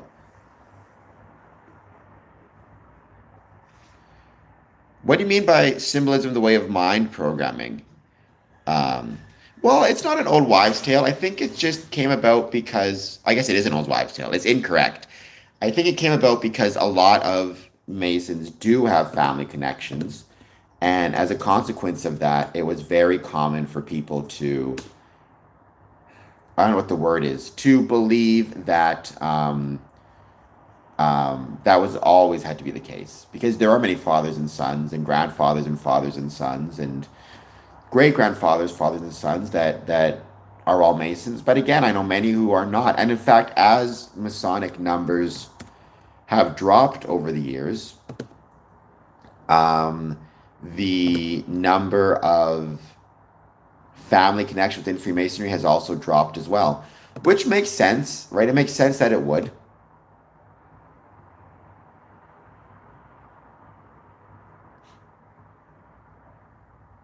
Well, welcome, Crypto Pappy. If you are a Freemason, thank you for being here. I've been a Freemason since 2007. My Masonic lodges are in Windsor, Ontario, as well as a couple other around the world. Um,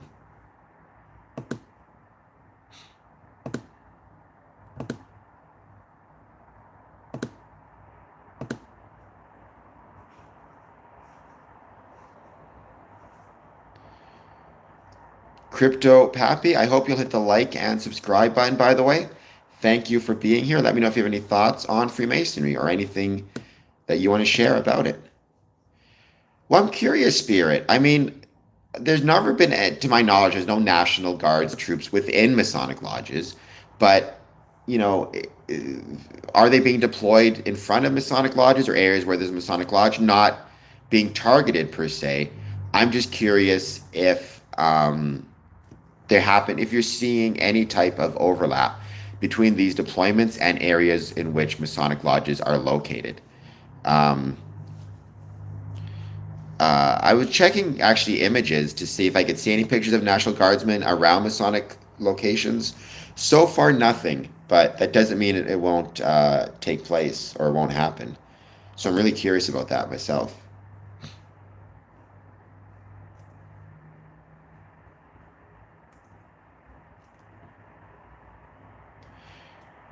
Antichrist reacts. Antichrist, please hit like and subscribe, by the way. I truly appreciate it. What do you mean by using, so I assume when you say they, you're referencing Freemasons. When you say they likely plan on using pantomime of Christianity mythos, what do you mean by that? Because Freemasons, we do not use, we use many different types of symbolism and mythologies and philosophies, from Egyptian mysticism to Stoic philosophy to, I mean, Islam, Judaism, Christianity, even Chinese mythology, even and obviously primarily stone Masonic guild symbols all make their way in there. So I just mean the people, well, certainly in the media and media stories, take advantage of a lot of different mythologies as a way to,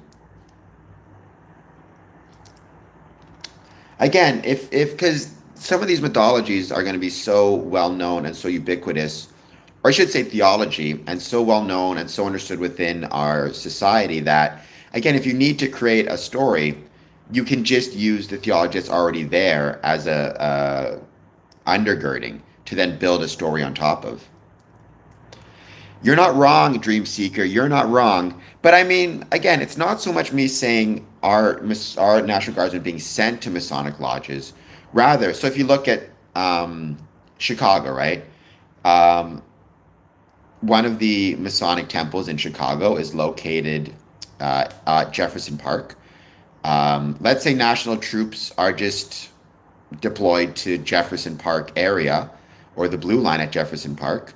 Um, are they going to be interacting or in and around the vicinity of the Masonic Temple? And if so, to the people traveling to that temple for Masonic meetings, will that be more or will they feel more or less welcome? Some may feel more welcome because having been to Jefferson Park several times, there can be issues with homeless people and criminal activity. But also, I would think it might be somewhat it would create a certain, to me, a certain sense of unease to see the military deployed as I'm going to a Masonic meeting.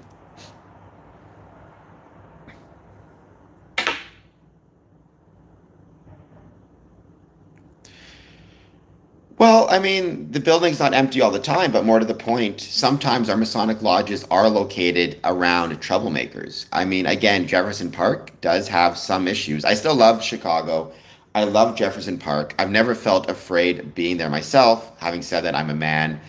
I'm not necessarily going to be as afraid, but there are some issues with homeless people. There are some issues with vagrancy, vandalism. So, in just the Jefferson Park area, which happens to be home to a Masonic building.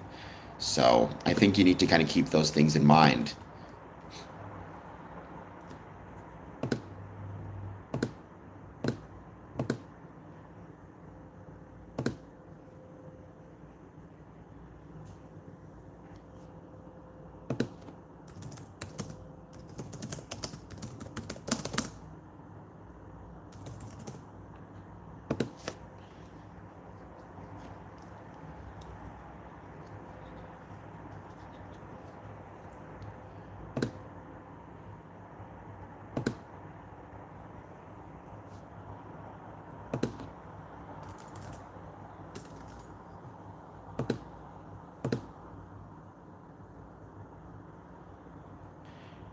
I hope everybody watching this, by the way, is doing well. Please take a moment to hit that like and subscribe button.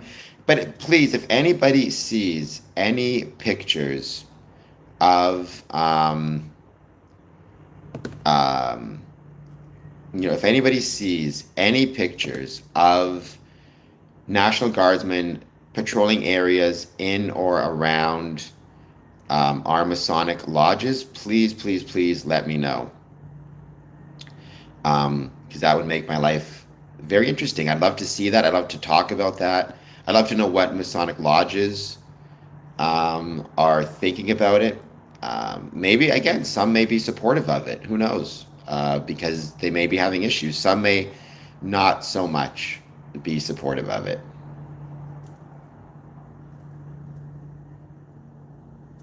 So far, no. I mean, people have been, I know Masons who've been saying they've been seeing the National Guard in their cities, but none who've seen the National Guard have been deployed within the vicinity of any Masonic buildings. But again, it wouldn't shock me if it took place. And if it did take place, I'd be really curious to know what the, what the feeling was about it. I think it'd be very interesting to see.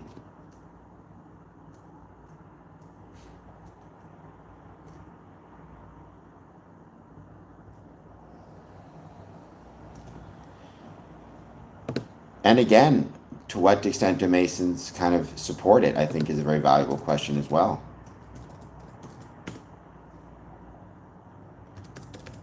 You know, I gave this example before. I asked this poll question on YouTube. Most people said, actually, all people said no. But I think it's worth reading it again just to remind people, you know, all of this stuff affects Masonic lodges one way or the other, whether we want to admit it or not. Right? And so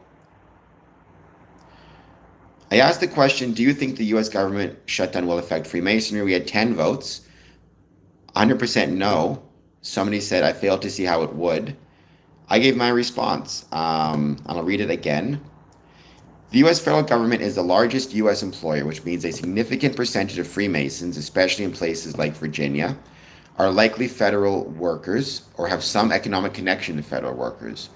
The average cushion, and did I spell guard wrong? I think I always spell guard wrong. In my defense, I always spell it with the U first. The average cushion an American has for unexpected expenses before they need to go into debt or cut back on non-essential spending is $600. That could equal 2 missed pay periods. And right now, no federal employee is being paid with the shutdown, even if they are still going to work. At what point during the shutdown will Freemasons, who are also federal workers, need to cut back on non-essential expenses, such as paying dues? At what point during the shutdown will Freemasons, who are also federal workers, need to look for second jobs, the schedule of which may affect the time they can dedicate to the lodge? Many food banks are also expecting an increased demand, as are other charities. Will our Masonic benevolence funds start to experience increased demand as communities struggle? How many dues can we afford to forgive as federal workers get back on their feet? As I've said before, we in Freemasonry cannot separate the economic, social, and political situation in our countries from the Masonic situation in the same.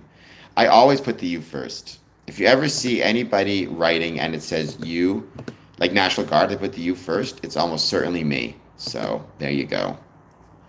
I'll try to remember and do better next time.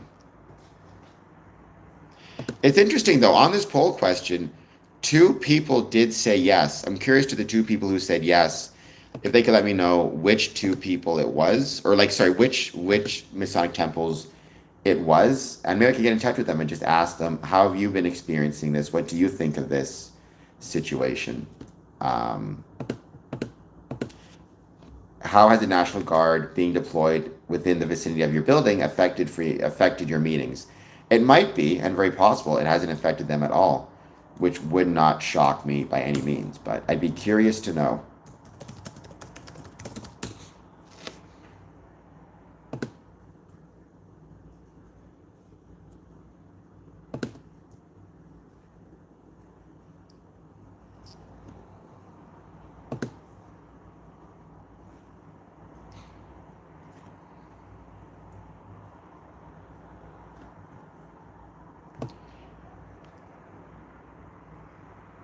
Thank heavens I'm not graded on my spelling.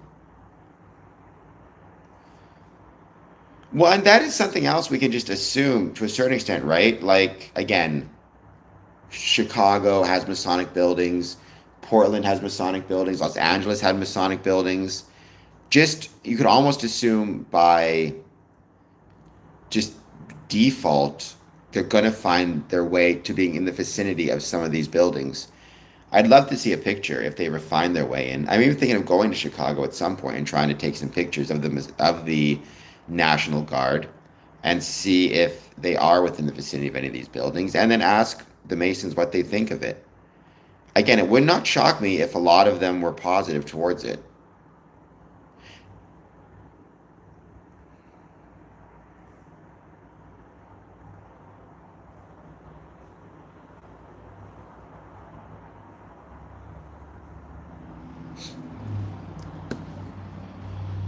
Yes, Mark, this is Big Head Todd and the Monsters, and you can hit the like and subscribe button.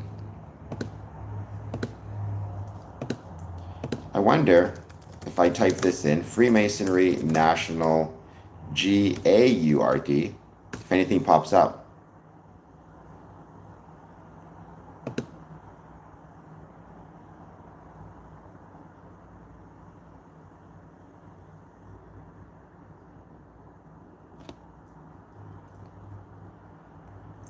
when you put that into Google, what it says is Freemasonry and the National Guard have historically intersected through shared values of service, brotherhood, and patriotism. Doesn't say anything about any specific examples here. We do, member, we do. I mean, there's been examples of racism within Freemasonry in the past. However, there have been examples of racism in every group in the past. I've sat in lodge with members of all different races, religions, creeds. Um, and so, yeah.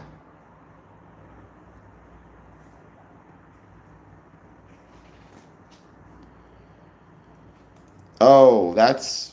I forget how that works now. Somebody solve that for me. Because it's the whole thing of.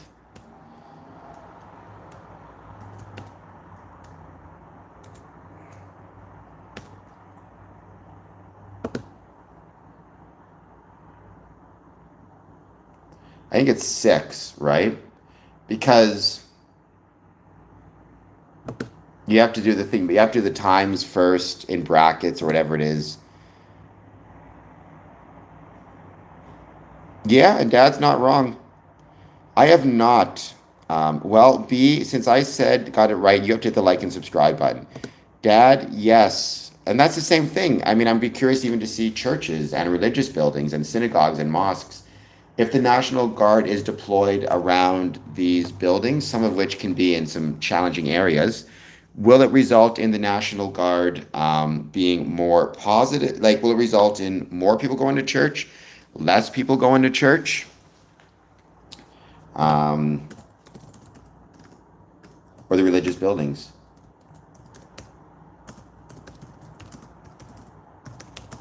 No, Spirit, because it's got to be, you do the times as first. So you do 2 times 2 equals 4, and then you go 2 plus 4.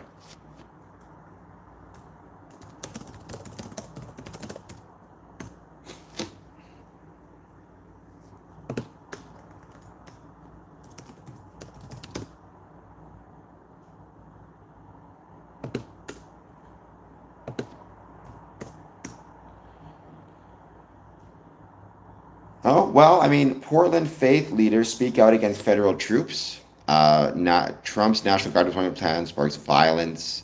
Looks like there has been a few churches that have actually spoken out against the deployment, at least in Portland. Portland faith leaders speak out in solidarity against ICE. Again, Freemasonry is not a religion, um, but it's interesting to see what civic groups are doing and how they are treating this because Freemasonry is ultimately a civic or a civil organization, not a religious organization. It's different, but there may be some potential overlap. I'm not sure. My suspicion is Freemasons will more than likely not discuss it, and in some ways they shouldn't because their members will have a variety of views on this, but still, it's good to see. Or it's interesting to consider. Um, and I would be really curious, again, to see what happens if these deployments continue, not just to Freemasonry, but to civic groups within Ontario. Sorry, civic groups within these locations, Portland, Chicago, around the world. Marco, hello. Welcome, Marco. How's it going? I'm a Freemason as well since 2007. Marco, please hit the like button. Please hit the subscribe button. Let me know how you're doing if there's anything you want to talk about when it comes to Freemasonry.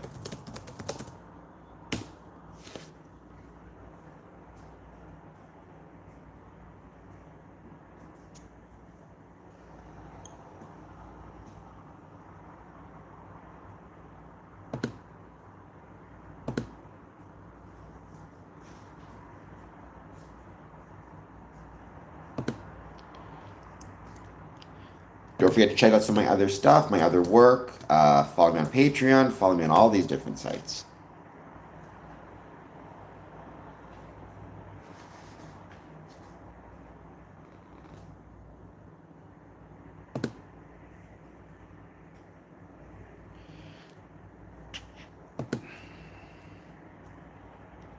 Seth, I don't really have a religion. I would say I'm spiritual. more than religious.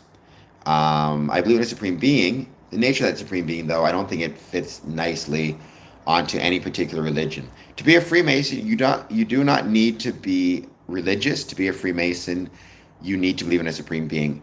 That's awesome, Spirit. Good for you. The more visits you can do to Masonic lodges, the better, and the more important it is. Um, so keep up the good work. The most important thing you can do within Freemasonry when it comes to, your Masonic career is to visit as often as you can. It'll give you the best view of Freemasonry, of what it is and of how it operates, and things you can bring back to your own lodge. So it's interesting about Satanism. My exclusive experience with Satanism and Freemasonry is I was at our Masonic lodge one day. Phone rang. I picked it up. It was somebody saying they were interested in joining Freemasonry because they were interested, they were part of the Church of Satan or wanted to be part of the Church of Satan. I explained to them that Freemasonry was not satanic. He came to the meeting and not to the meeting, excuse me. He came to meet with me separately, and I just taught him what Freemasonry was, how it operates, what it means to believe in a supreme being, and he responded with, he decided he did not want to join because he felt that Satanism and Freemasonry were not a good fit. I've never met a satanic Freemason. To my understanding, the two would not be a good fit because in Satanism, to my understanding of it, the supreme being is considered to be oneself and one's own person. Whereas Freemasons generally understand the supreme being needs to be something beyond oneself or outside of oneself, which I think is a healthy way to approach it. But still, I always say when you talk about visitation, sometimes visitation can mean attending a coffee club or a banquet. Sometimes it can mean just showing up, and seeing your friends. So there's a lot of different things that this can mean when it comes to visitation, and they're all valuable and they're all important and they all need to be done. So good for you. So when I speak of Freemasonry, Seth, and by the way, Seth, please hit like and subscribe. Normally, when I speak of Freemasonry, I speak of the fraternal side of it, which is for men exclusively as a fraternity. However, there is the Order of Women Freemasons. There is also Rainbow, which is for young women. And there's also Order of Eastern Star, which is a women's group as well within Freemasonry. So women are able to be Freemasons in a variety of forms and a variety of groups. However, the fraternal side of Freemasonry is exclusive for men, just like the Order of Women Freemasons is for women exclusively. So,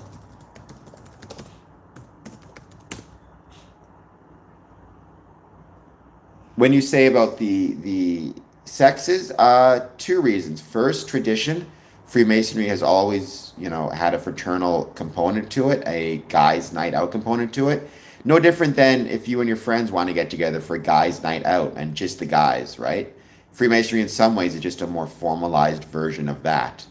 Also, it maintains a tradition within the lodges for both the men and the women.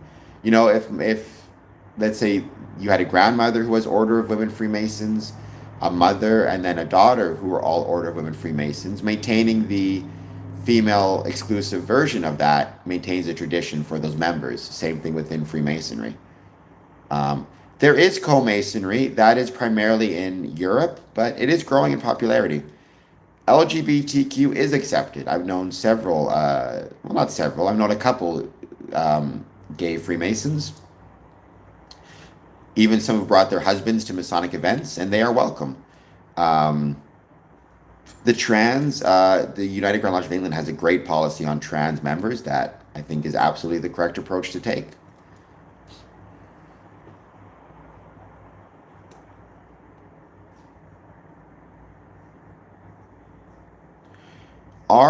I became a Freemason because my dad was a Freemason, so I always assumed I would join. However, there is a big difference between why one joins Freemasonry and why one remains active in Freemasonry. And when it came to remaining active in Freemasonry, it was because I saw within Freemasonry an opportunity to try and make the world a better place. Um, so yeah, that was the reason.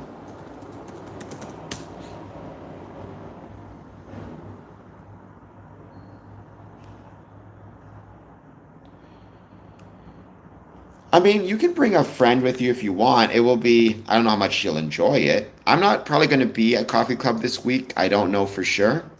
But if I will, I'll let you know. Sometimes you have to come in through the back doors.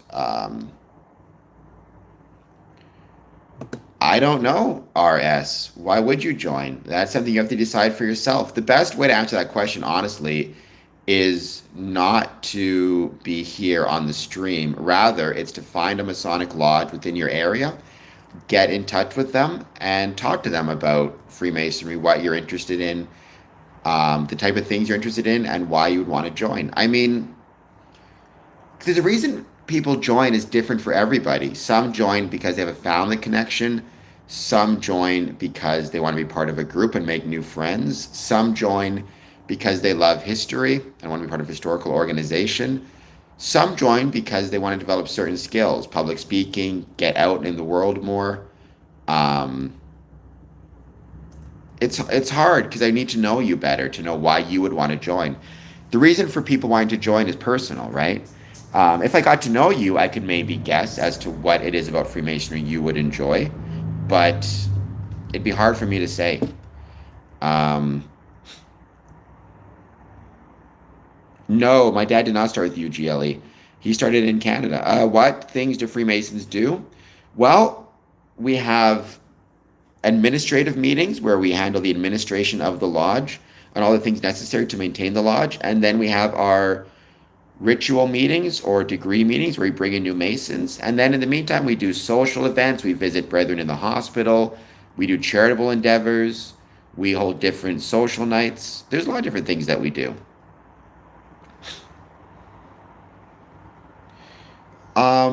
I don't know how hard it is to get in Scotland.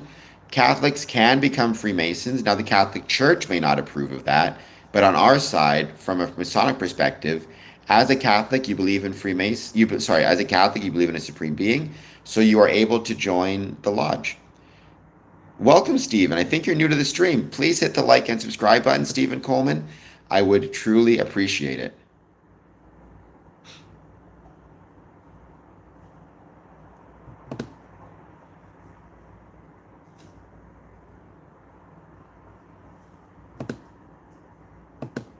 And if you're not new to this stream, welcome back. Thank you for returning once again.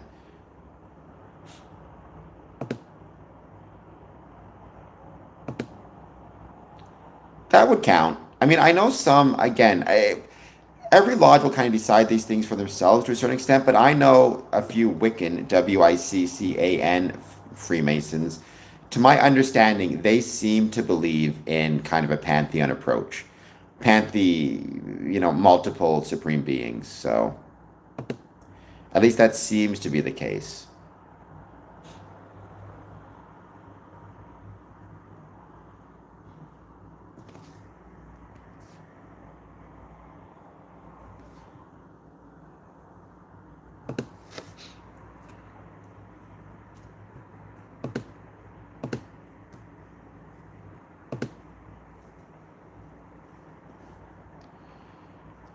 Boko says amen.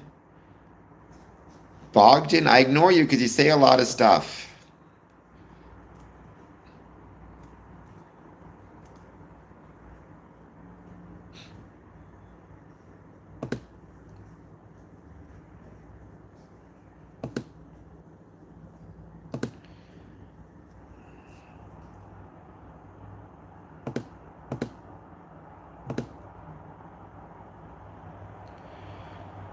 Well, that's concerning, but luckily I don't have a shadow on me right now, so I think I'm okay.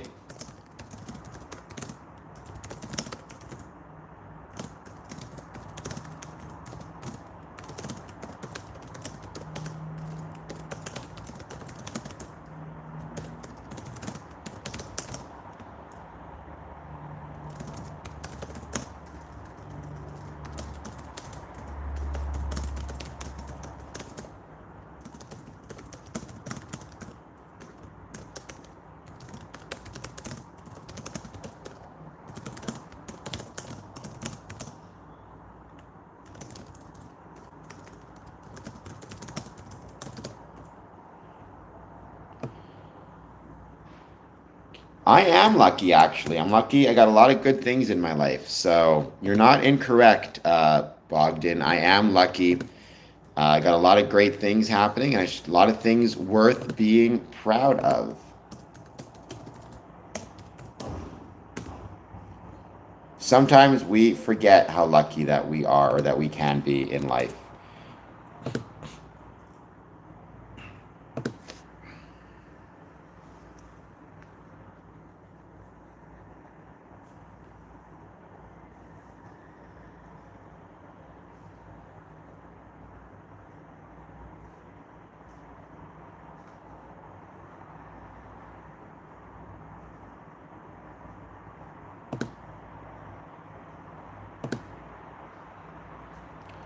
We're getting a bit more time, see who else joins. I hope you answer the poll question. Let me know how you're doing. Let me know if there's any thoughts. Oops.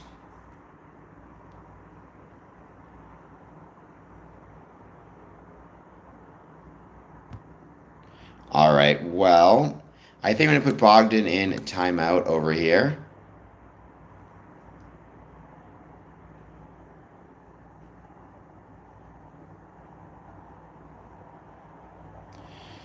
That sounds very strange, Stephen Coleman. I'm not really sure what happened there.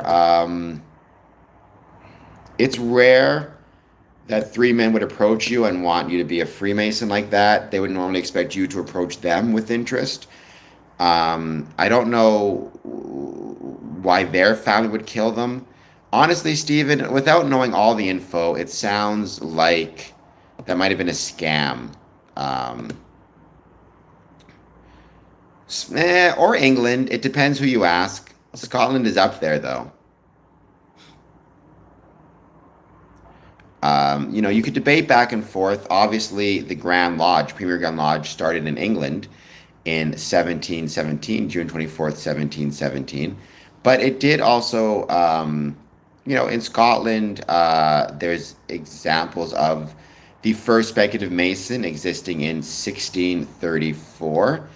When Dad brings up the Catholic and Protestant riots, again, it reminds me of how lucky we are in Canada to have, such positive, or to have not near the same religious strife, and to have Freemasonry, which encourages Freemasons of all different faiths and all different peoples and all different ethnicities to get along and build something together.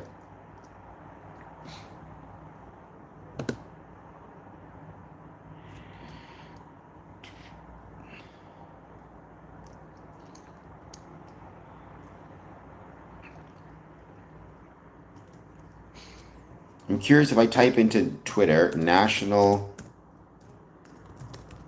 Guard Freemasonry.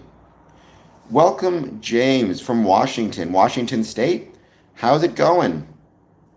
Nice. That is awesome, James. I'm sure that was really, really fun. You've been on the stream before, right? What is new and what is exciting? Out of curiosity, you're close to Portland.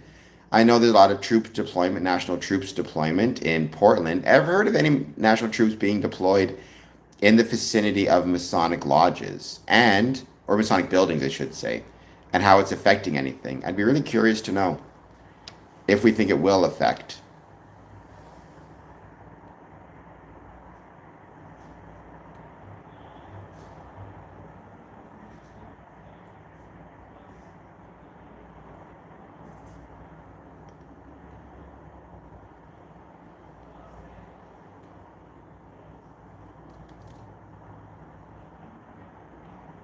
Not specifically to the vicinity, but close to the patrol routes. Interesting. What have you heard any effect on Freemasonry or on the buildings or on people wanting to go to the buildings? Are they maybe more comfortable going to the buildings with National Guard deployed or less comfortable? I'd be really, really curious to know, again, what the effect is. Um, if you didn't know they were Masons, why did they ask you to join, Stephen? Like I said, it sounds a little bit like you perhaps were trying to scam you or were clandestine in their Masonic experience.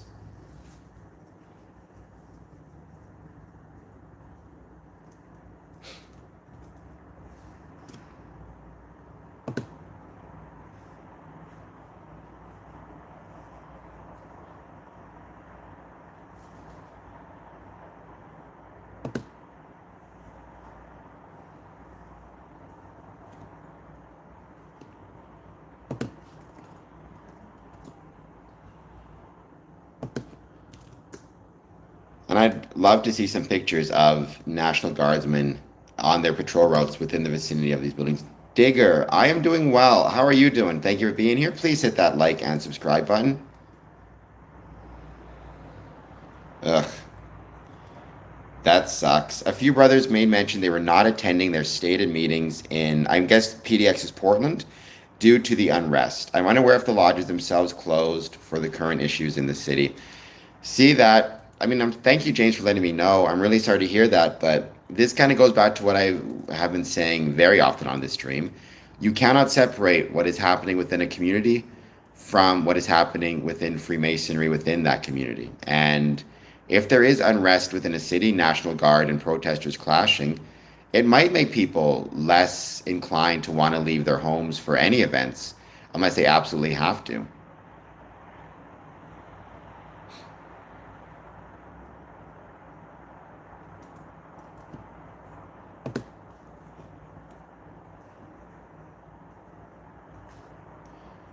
Is PDX Portland, I'm assuming?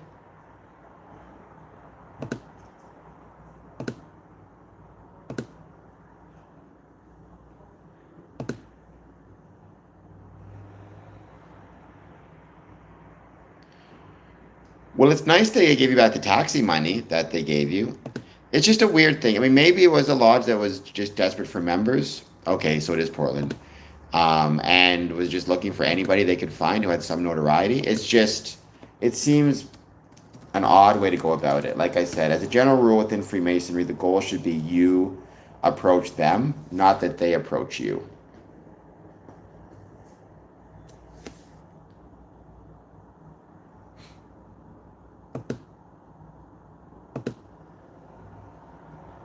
I do think Smokey is back. Actually, Dream Seeker, if you want, I will be at the coffee club on Friday, first thing in the morning. Like right at probably 8:15 a.m. So if you want to come at 8:15 in the morning, I can meet you. You can meet the people. Then I have to go right away, so I won't be staying long. I'll just be getting a coffee.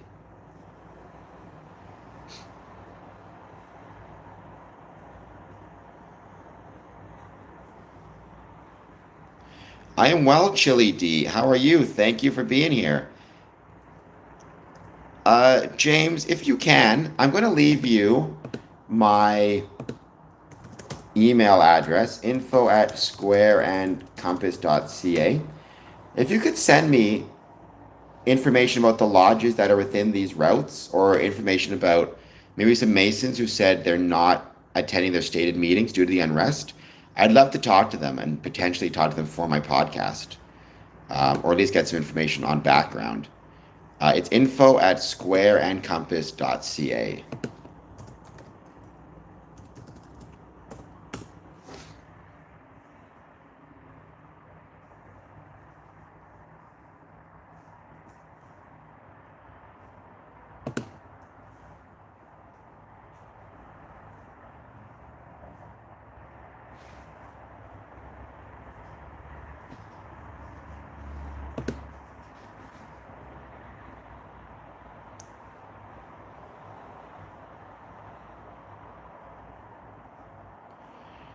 Maybe. I mean, being a joiner is a good thing. That used to be much more common back in the day. So being a joiner is a very, like, desirable trait, I guess, for Freemasons, for anybody really, right? The desire to join something.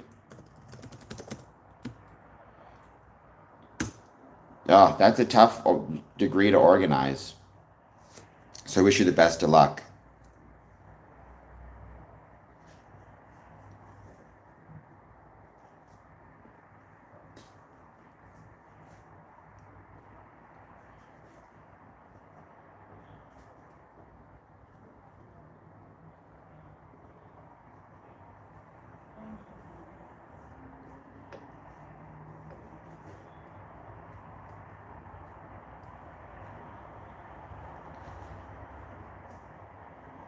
American people say carpenter? Oh, joiner. Okay. I thought you meant joiner as in, Stephen, back in the day, there was this term for people who join groups called joiner. Actually, it was called bury the joiner. And you were like a joiner in terms of like you would join this group and that group, and you join the church committees, and you join the Moose and the Elks. Joiner as in carpenter. Okay, took me a second there. Though that was a real thing. Again, there was this term. It was popularized in the 1920s. It was called bury the joiner. And it was this idea of people joining all of these different groups and organizations with the purpose of kind of wanting to be a big deal or part of the group. So it's interesting. It's new. It's not a new thing. Although you still hear that sometimes, right? People will say like, "I'm not much of a joiner," so.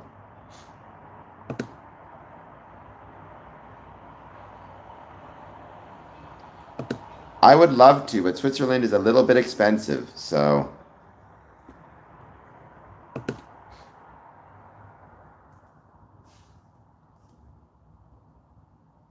Or the flights. I'm sure it's very cheap to actually be there, but sometimes the flights can be pretty expensive.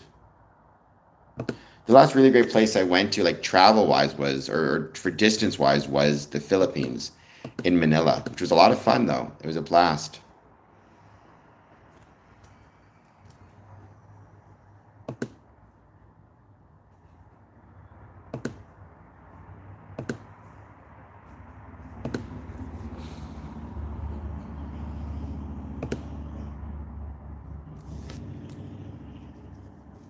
All right, guys, I think we're going to end the stream. It's been 2 hours. It's been fun. Like I said, Chili D's,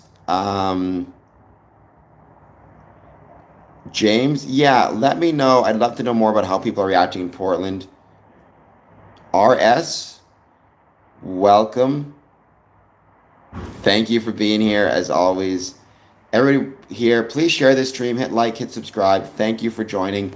I'll be back on 1 a.m. tonight, so I hope to see everybody then. All right, talk to you later.